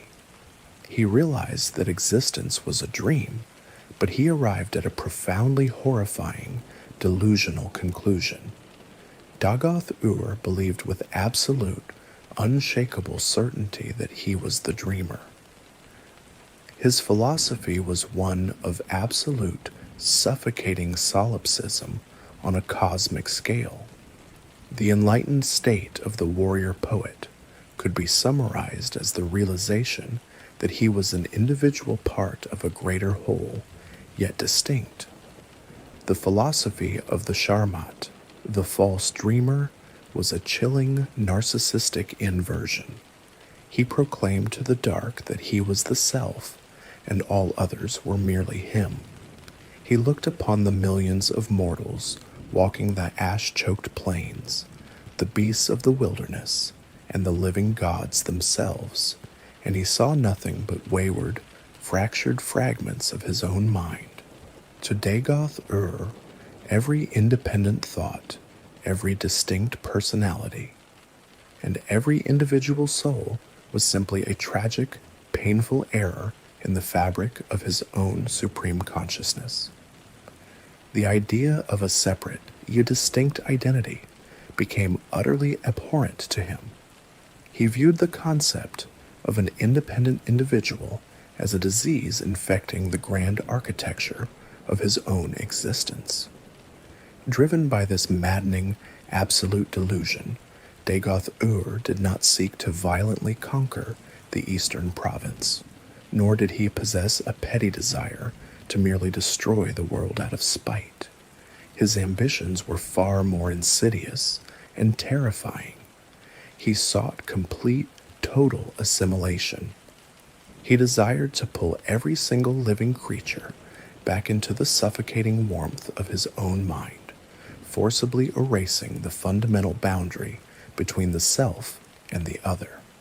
To the Sharmat, this horrific consumption of free will was an act of profound cosmic mercy. He believed he was curing the universe of the painful illusion of individuality, bringing all fractured souls together in perfect, quiet harmony beneath his own absolute will. This horrifying agenda fundamentally shifted the nature of the conflict in the East.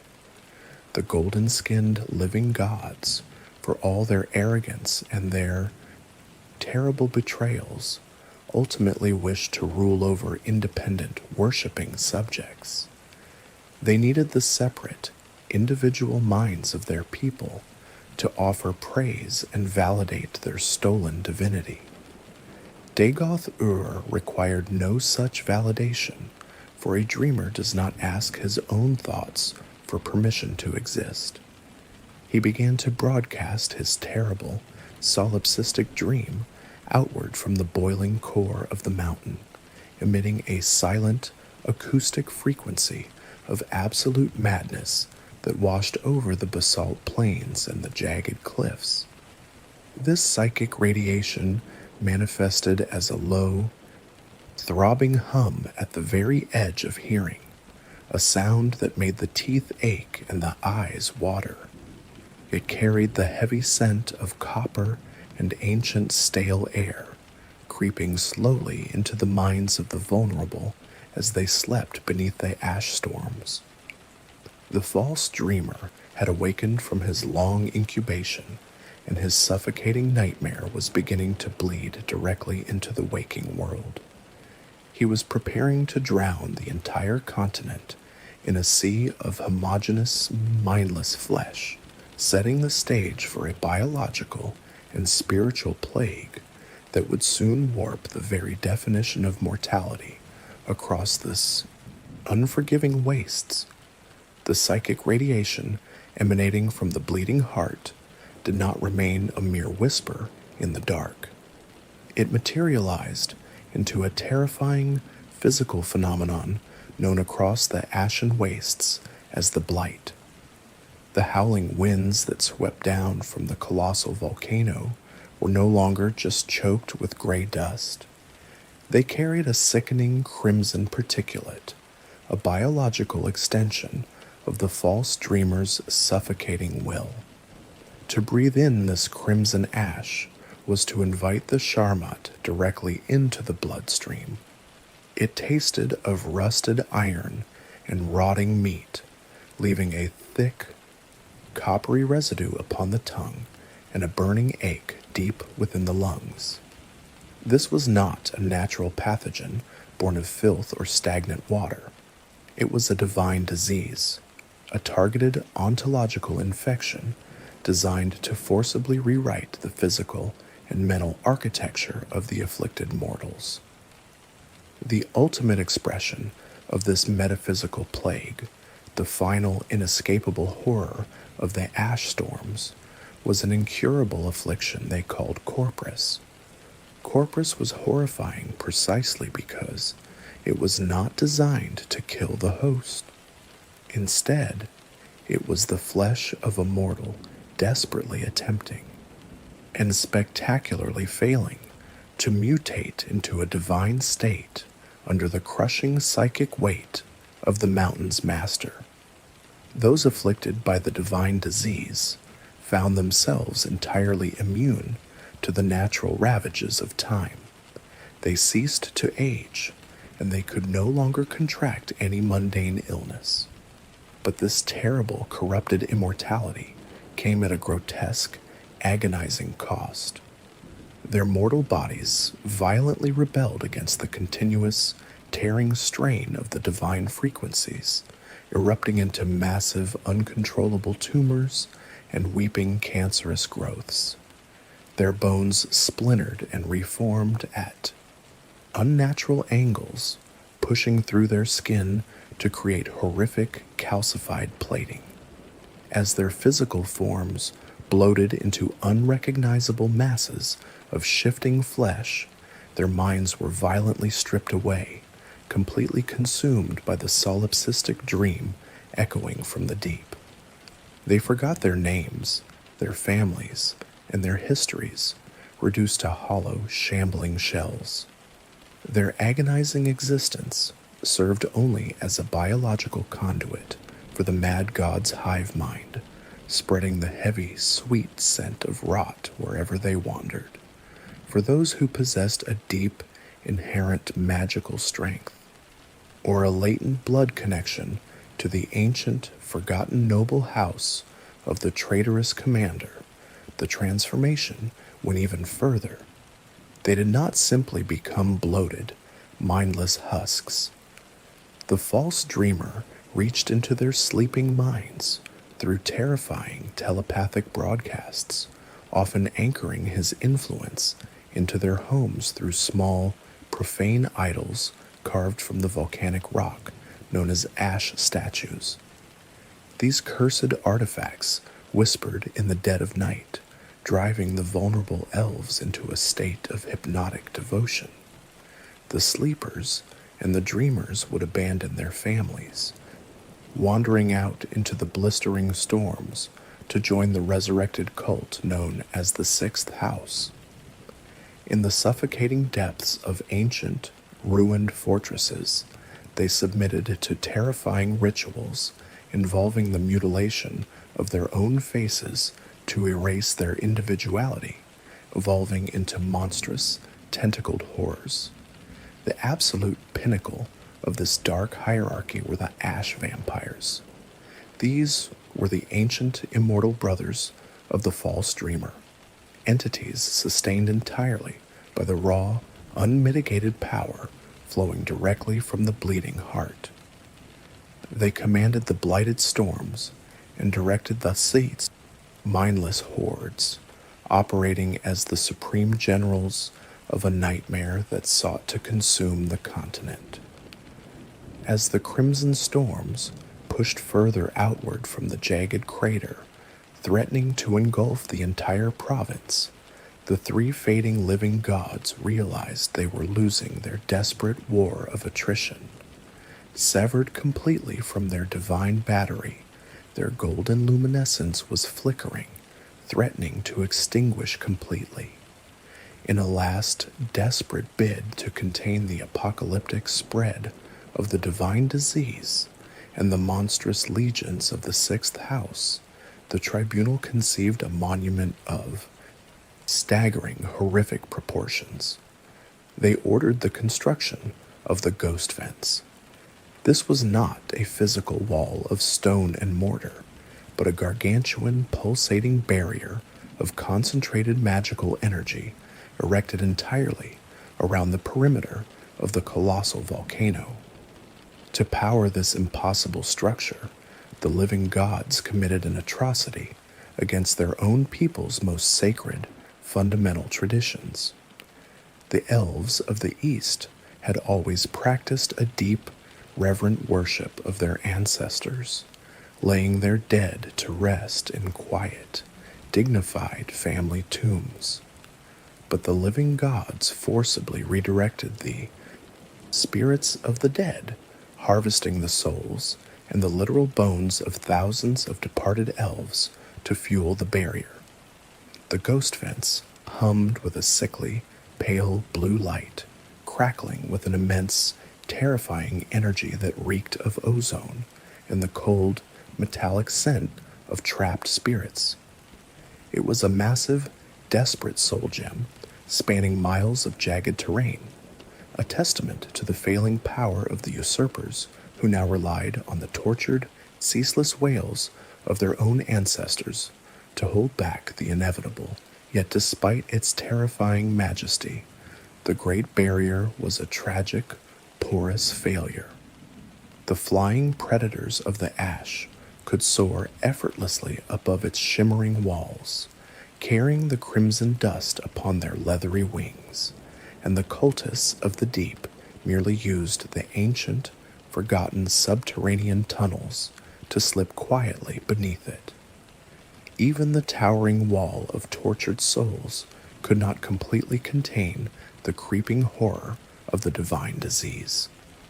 As the infected multiplied across the ash-choked plains, absolute fear and violent paranoia gripped the populace. There was no known cure for Corpus, and the golden-masked inquisitors of the living gods sought only to execute thee. Afflicted before the tumors could fully take root. But on a remote, jagged island in the eastern archipelago, a single, terrifying sanctuary existed for the damned. It was maintained by a profoundly eccentric and unfathomably powerful wizard, a reclusive lord named Divith Fear. This solitary sorcerer was 4,000 years old, a towering figure of arcane mastery who had walked the earth since the chaotic days of the ancient tribal migrations. He possessed an intellect so sharp and a curiosity so dangerous that he had even mastered the forbidden art of cloning, creating 4 perfect, living copies of himself to serve as his daughters and companions. Deep within the twisting, organic roots of his towering, magically grown mushroom fortress, Divith Fire constructed a vast, subterranean dungeon known as the Corpusarium. It was a terrifying, suffocating maze of damp stone and heavy iron bars, reeking of rotting flesh, stagnant water, and the sharp tang of alchemical preservatives. Here, the 4,000-year-old wizard offered a grim refuge to the bloated, mindless victims of the divine disease.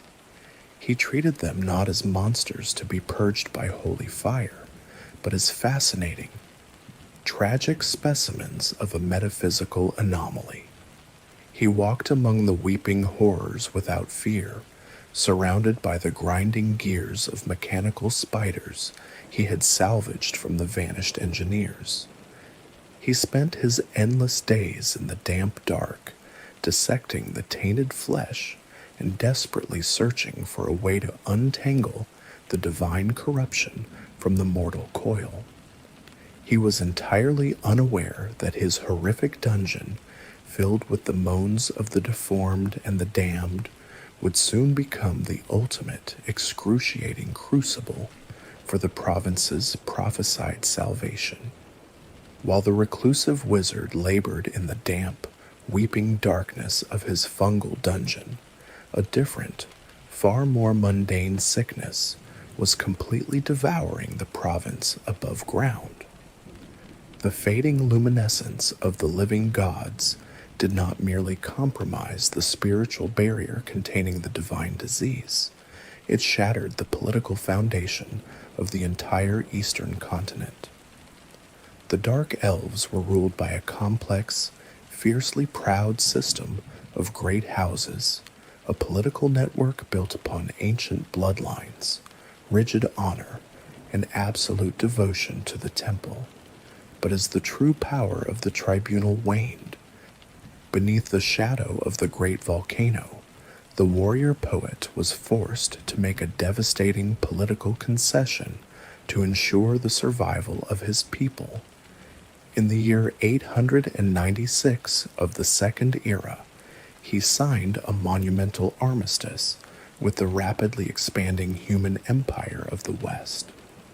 This treaty absorbed the ash-choked province into a massive continental dominion.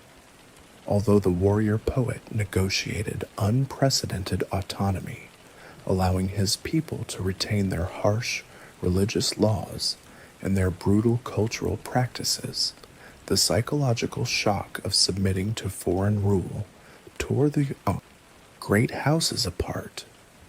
The most immediate and tragic casualty of this political surrender was the great house Indoril. They were the zealous, orthodox heart of the temple priesthood, a noble lineage that completely controlled the spiritual narrative of the province and fielded the terrifying golden-masked inquisitors.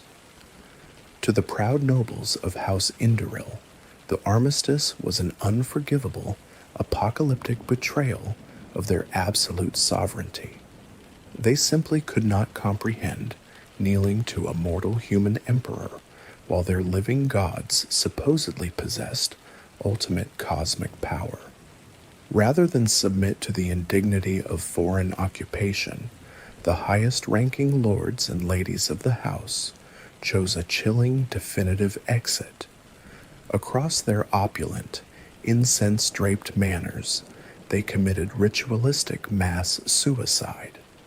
The heavy scent of spilled blood and bitter poison completely saturated their grand halls, permanently crippling the political and military strength of the most fiercely devout faction in the land. Nature and politics both abhor a vacuum, and the catastrophic collapse of House Indoril allowed a vastly different ideology to seize immense power. The great House Hlalu eagerly stepped into the void, extending open, heavily jeweled hands to the Western Empire. House Hlalu was defined by a ruthless, pragmatic mercantilism. They abandoned the rigid, ancient pride of their ancestors to embrace foreign coin, complex diplomacy, and rampant bribery. Their sprawling, sun-baked cities became bustling hubs of continental trade, smelling of exotic spices, polished silver, and the sweat of foreign merchants. They grew incomprehensibly wealthy by serving as the compliant administrators of the imperial occupation. Yet this gleaming, progressive facade concealed a festering, rotting core of profound corruption. Beneath the prosperous merchant stalls and the diplomatic banquets of House Hlalu operated a terrifying, hyper-nationalistic crime syndicate known as the Kamana Tong. This brutal mafia was composed of the most xenophobic, violently traditionalist elements of the Dark Elf Society. They harbored an absolute seething hatred for the imperial occupation and all outsiders who dared to walk upon their sacred ash. The Kamana Tong completely monopolized the illicit smuggling, of a highly addictive, mind-altering narcotic derived from processed moon sugar, while simultaneously controlling the most brutal aspects of the province's underground economy. They communicated through bloody intimidation and silent blades in the dark alleys of the market districts. In a bitter, tragic irony, their fanatical hatred of foreigners and their desire to purge the land of outside influence secretly aligned them with the apocalyptic agenda of the false dreamer beneath the mountain, inadvertently doing the work of the monster they claimed to despise. The chaotic, brutal street violence of the Komonatong stood in sharp, philosophical contrast to the deeply ancient, legally sanctioned order of assassins known as the Morag Tong. In a volatile society ruled by immensely powerful, easily offended noble houses, the constant threat of open, devastating civil war was a terrifying reality. To prevent the great houses from entirely annihilating one another over slights of honor or territorial disputes, the Morag Tong operated as a crucial, blood-soaked pressure valve. They were a legally recognized guild, rooted in the ancient, chaotic teachings of the patron Daedric spirit of secret murder. They did not kill for mere profit or chaotic malice. They executed strictly regulated, legally binding contracts known as honorable writs of execution. When a Grand Master of the Morag Tong delivered a fatal strike, leaving a perfectly pristine writ pinned to the victim's cooling chest, the murder was considered an act of cosmic balance, entirely free from legal reprisal. It was a chilling testament to the alien morality of the province, a society where the chaotic, unrecorded slaughter of their great warlord in the mountain was universally condemned as the foulest of murders, yet the meticulous, contractually obligated assassination of a political rival was celebrated as a necessary, civilized tradition. While the merchants schemed and the assassins stalked the shadows of the central territories, a far more brutal and unyielding economy dominated the humid, fertile plains of the Deep South. Here, the great house strays held absolute authority. Their immense, sprawling agricultural plantations fed the entire province, producing massive yields of bitter, hardy crops that could survive the frequent ashfall. But this agricultural empire was entirely built upon the broken backs of an enslaved workforce. House Drays was unapologetically devoted to the brutal, large-scale expansion of the slave trade.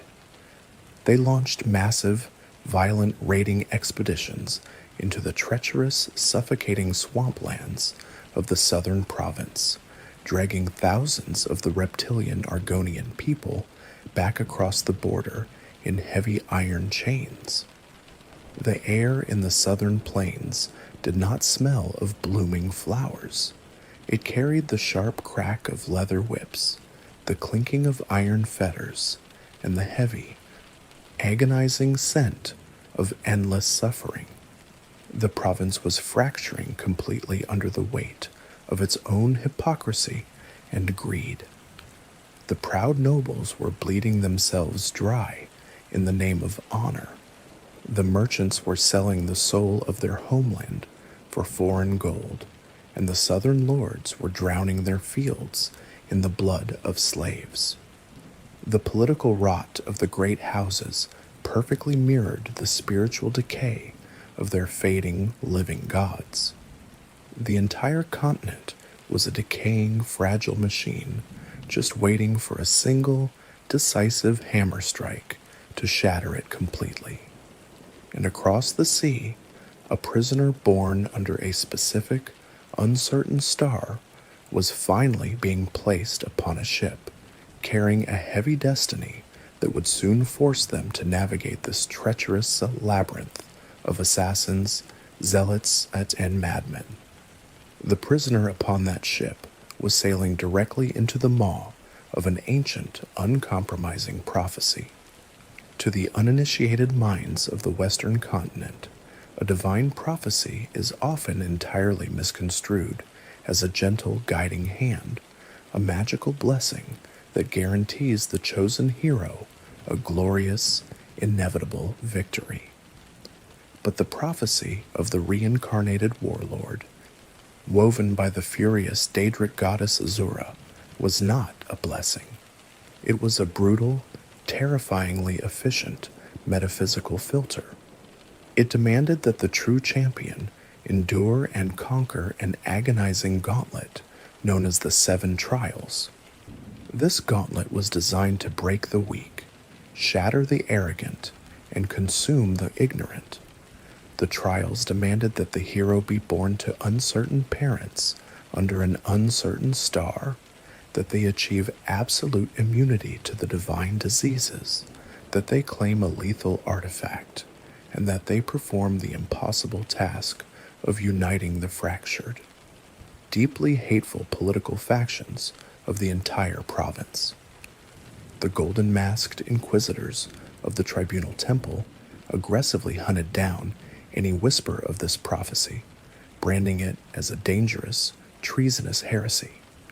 They pointed to the grim, undeniable reality of the past as absolute proof of their doctrine. Throughout the long, bloody centuries of the living God's reign, numerous ambitious individuals had stepped forward from the ash, boldly proclaiming themselves to be the prophesied reincarnation of the ancient warlord. Every single one of these claimants had died a violent, agonizing death. To the Orthodox priests burning their sweet incense in the capital, the broken corpses of these would-be saviors were irrefutable evidence that the prophecy was nothing more than a cruel, tribal lie designed to sow chaos and undermine the divine authority of the temple. But the absolute truth of the reincarnated soul was far more complex and terrifying.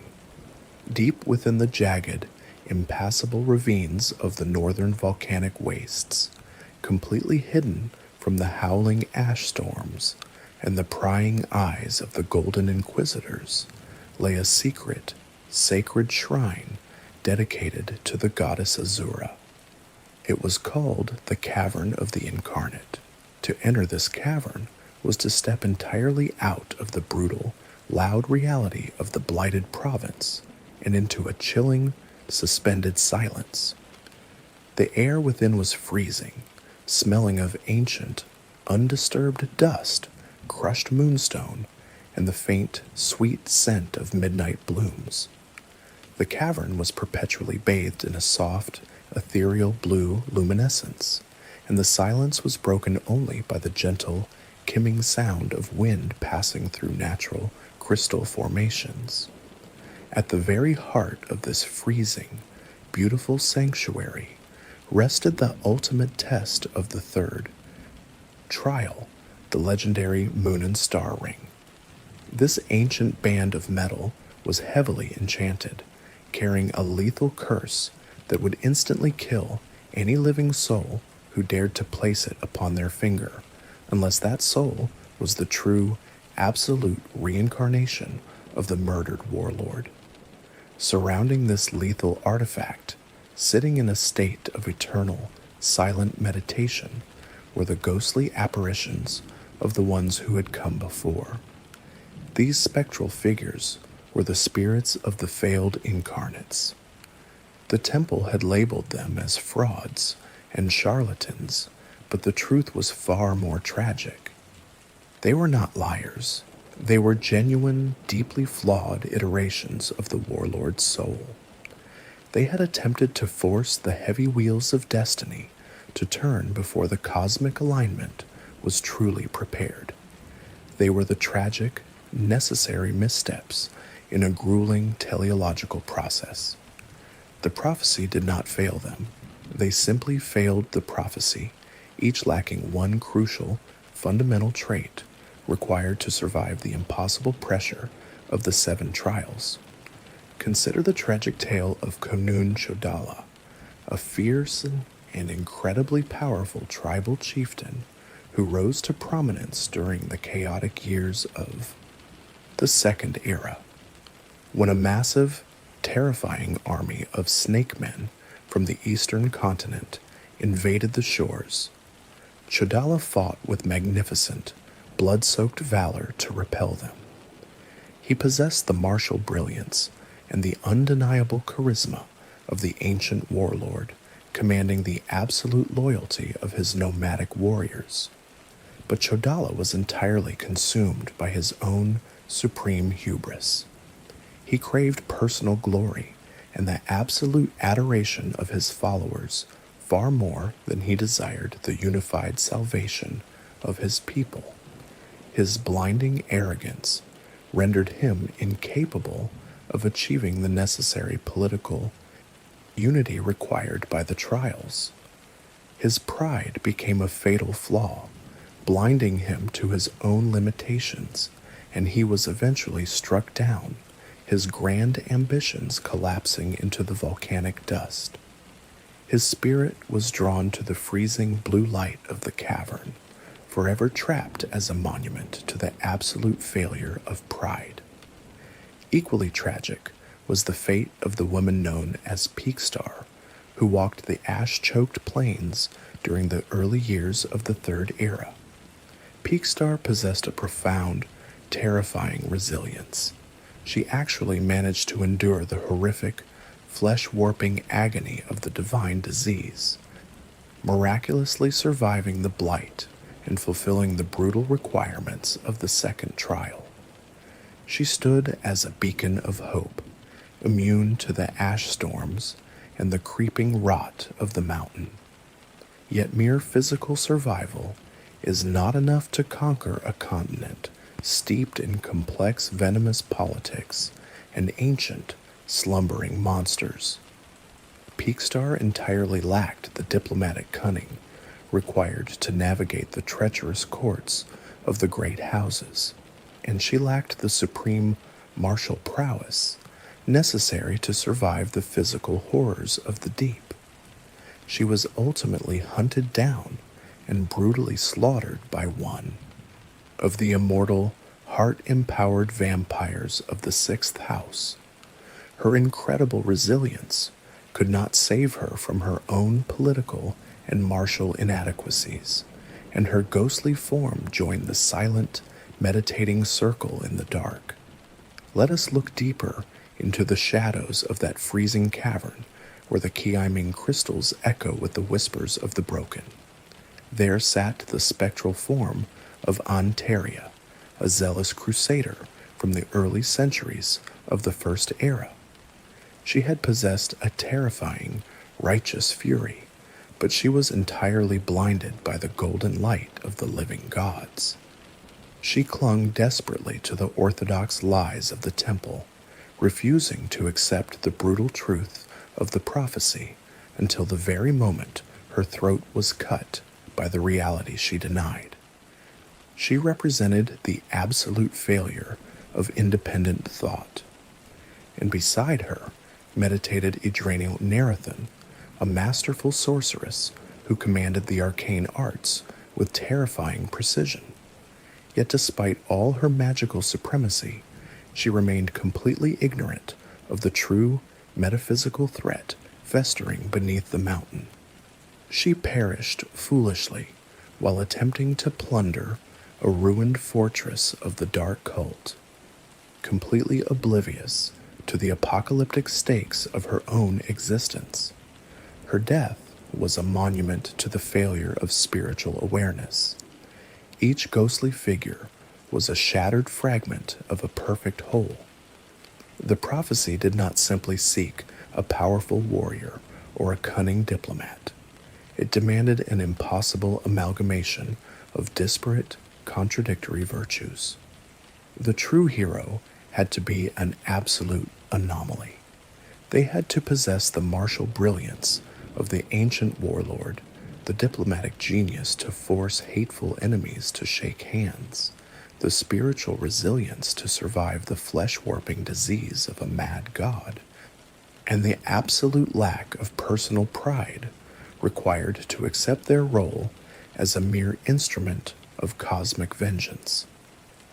The presence of these tragic phantoms proved that the prophecy of Azura was a brutal, uncompromising meat grinder. According to the ancient, forbidden scrolls of the nomadic tribes, the true, successful hero would only emerge in the 11th generation. The 10 who came before were forced to suffer, bleed, and die precisely because the universe required their failures to calibrate the soul. The teleology of failure dictated that the true incarnate could only exist because the others had perished, learning the shape of the labyrinth by shattering their bones against its impenetrable walls.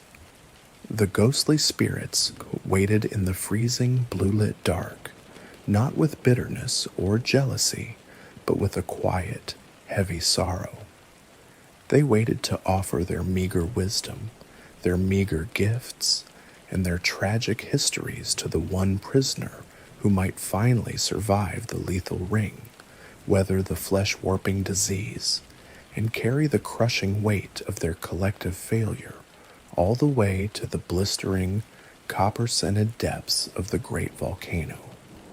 The universe is cold and deeply unforgiving, and it does not hand salvation to the willing.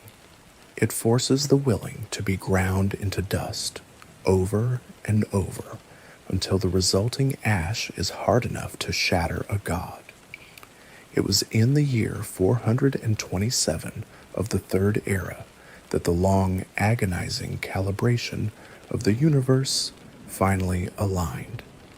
Through the heavy, freezing fog of the western oceans, a prison ship cut quietly through the dark, choppy waters of the inner sea, making port in a small, swampy village on the edge of the great island.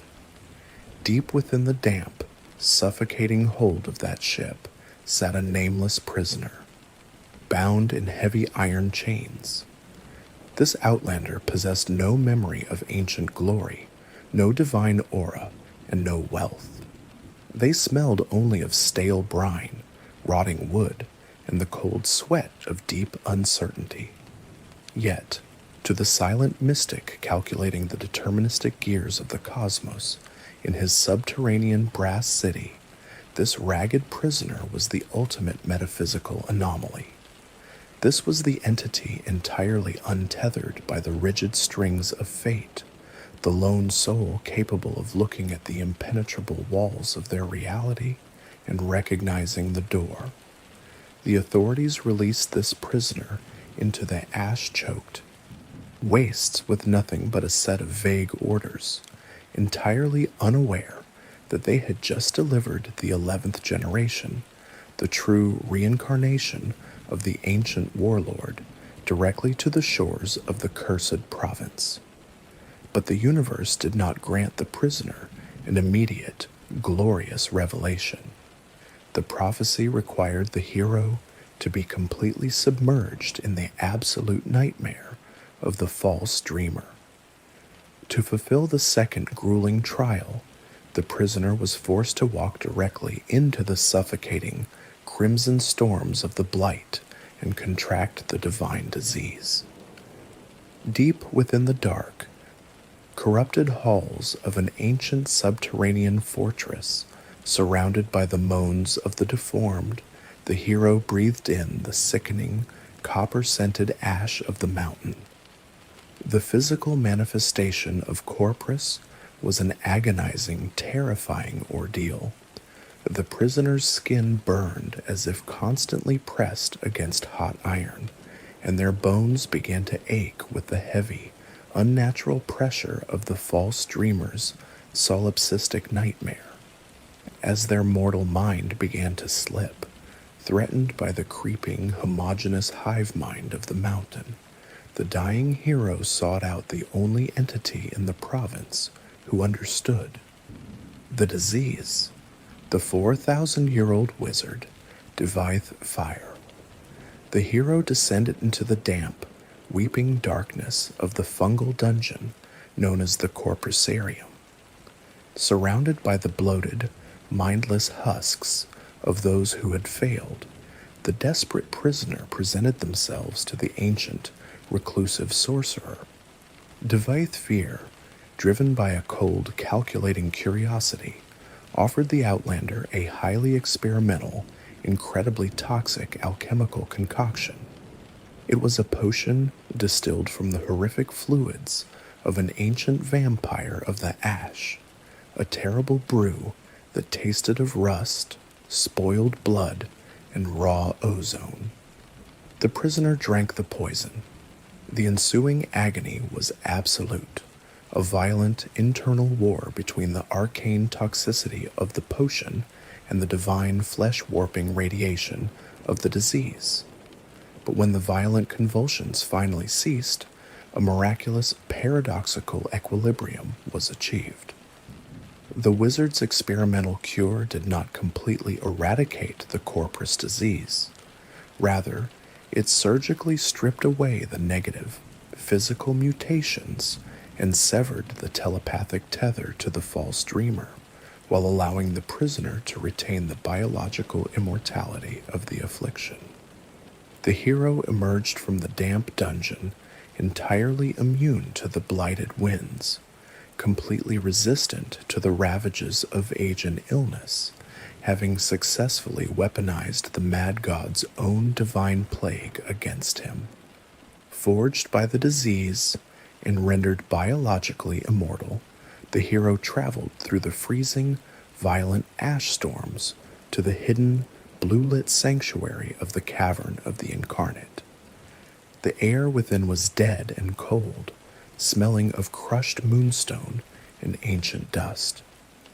The ghostly apparitions of the failed generations sat in their eternal, silent circle, watching with heavy, sorrowful eyes as the immune prisoner approached the center of the shrine. There, resting upon a pedestal of jagged stone, lay the lethal test of the third trial, the heavy enchanted band of metal known as the Moon and Star Ring. The Outlander hesitated for only a fraction of a heartbeat before sliding the cursed artifact onto their finger.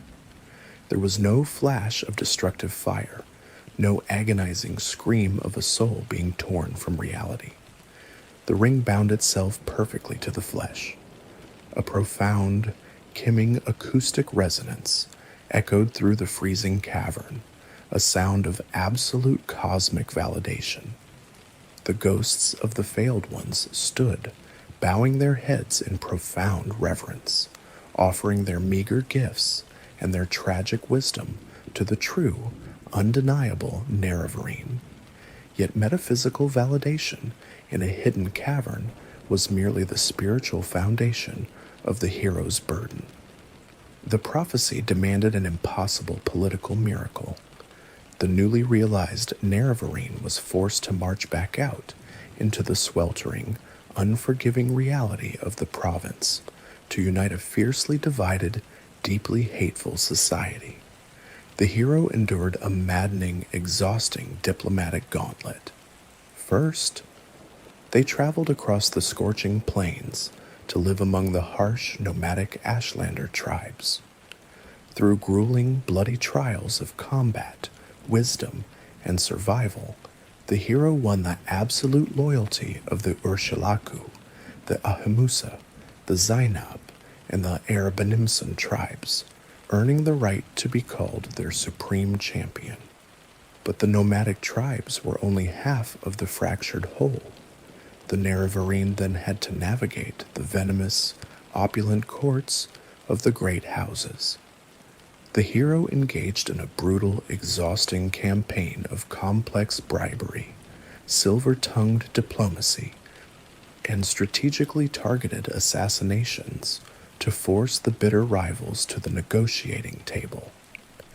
They had to appease the fiercely proud, militaristic lords of House Resdayn, outmaneuver the treacherous, coin-obsessed merchants of House Halalu, and survive the terrifying arcane arrogance of the reclusive wizard lords of House Telvanni. The sheer psychological toll of navigating this web of lies, poison, and ancient grudges was immense.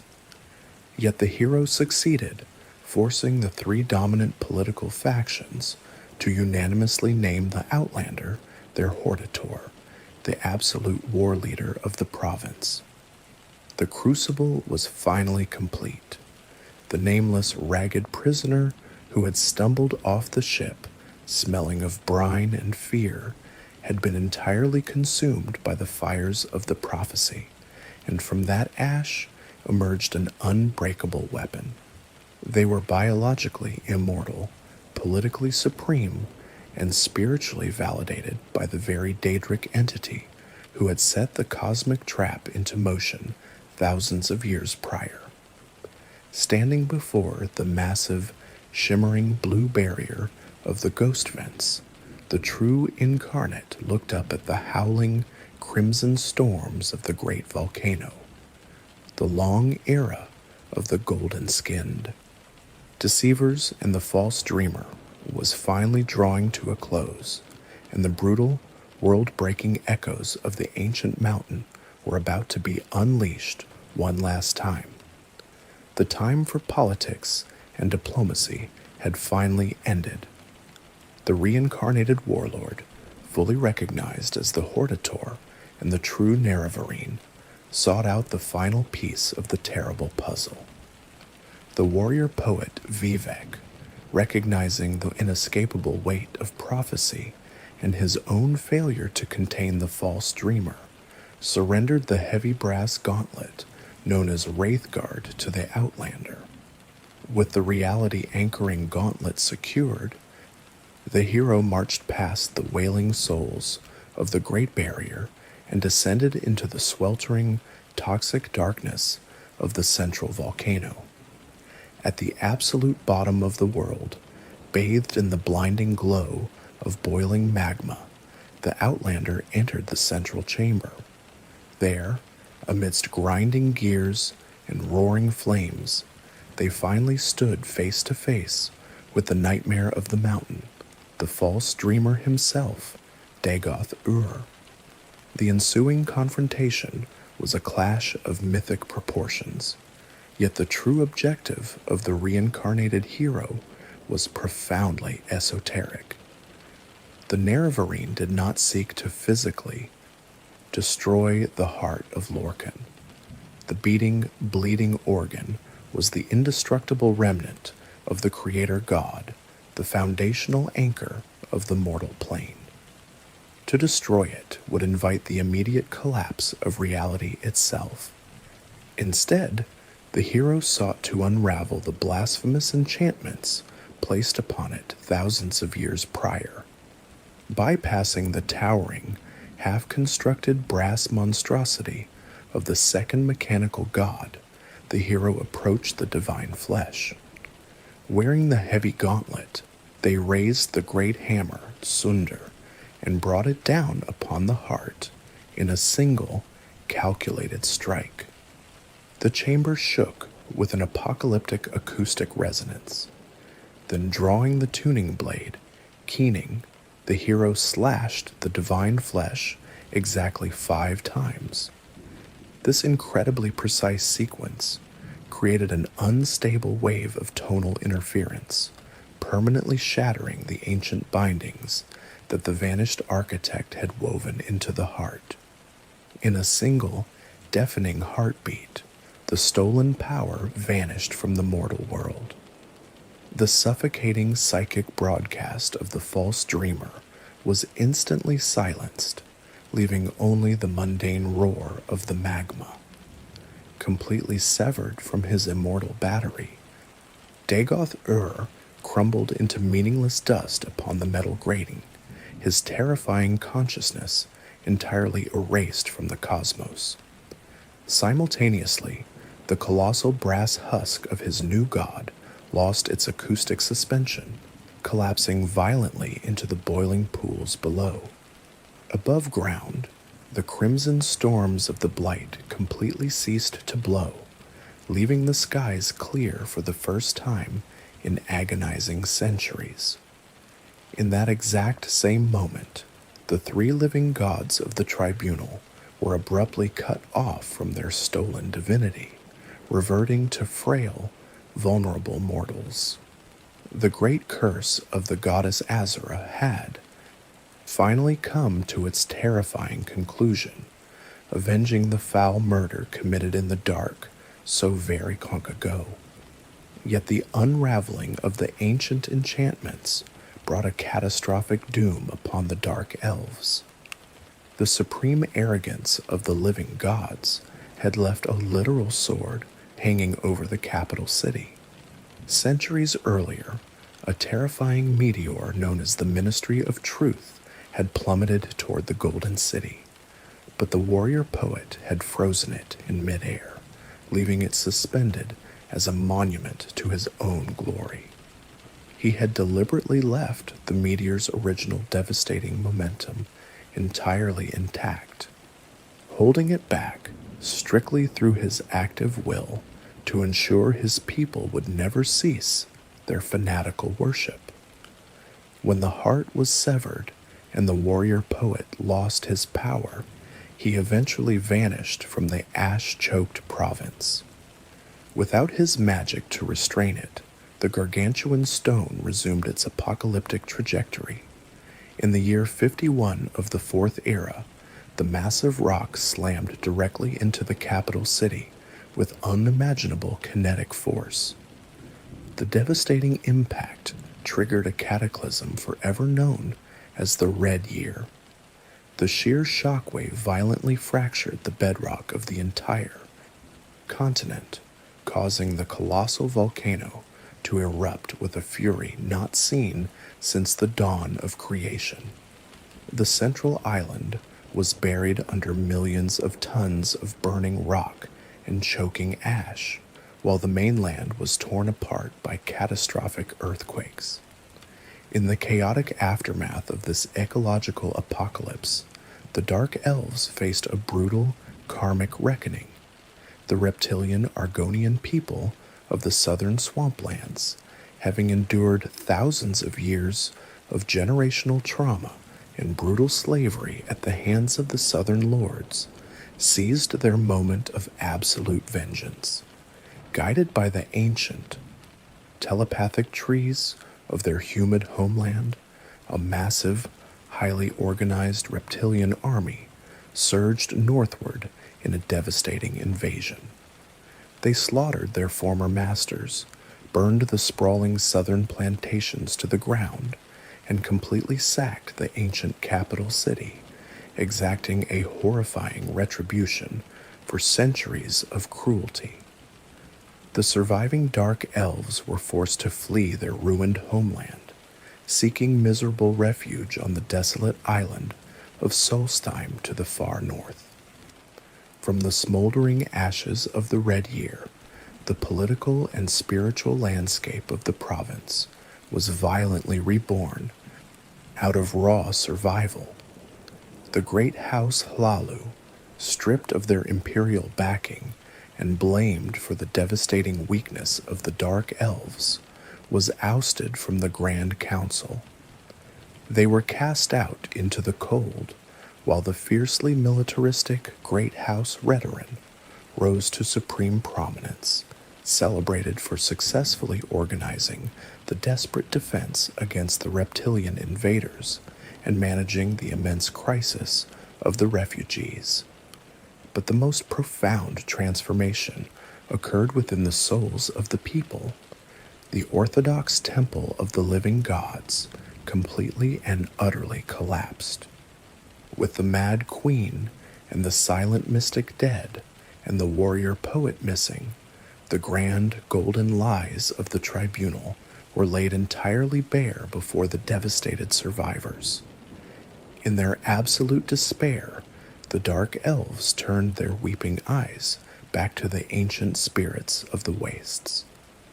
They returned to the uncompromising worship of the Daedric entities who had originally guided their ancestors across the harsh continent. The ancient patrons were no longer called mere anticipations.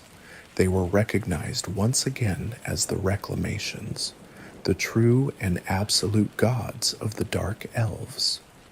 The former living gods were officially demoted by the new priesthood, remembered only as tragic, flawed saints who had subjected their people to a long, terrible test of faith. The era of the golden usurpers was finally over, washed away by fire, ash, and the relentless turning of the cosmic wheel.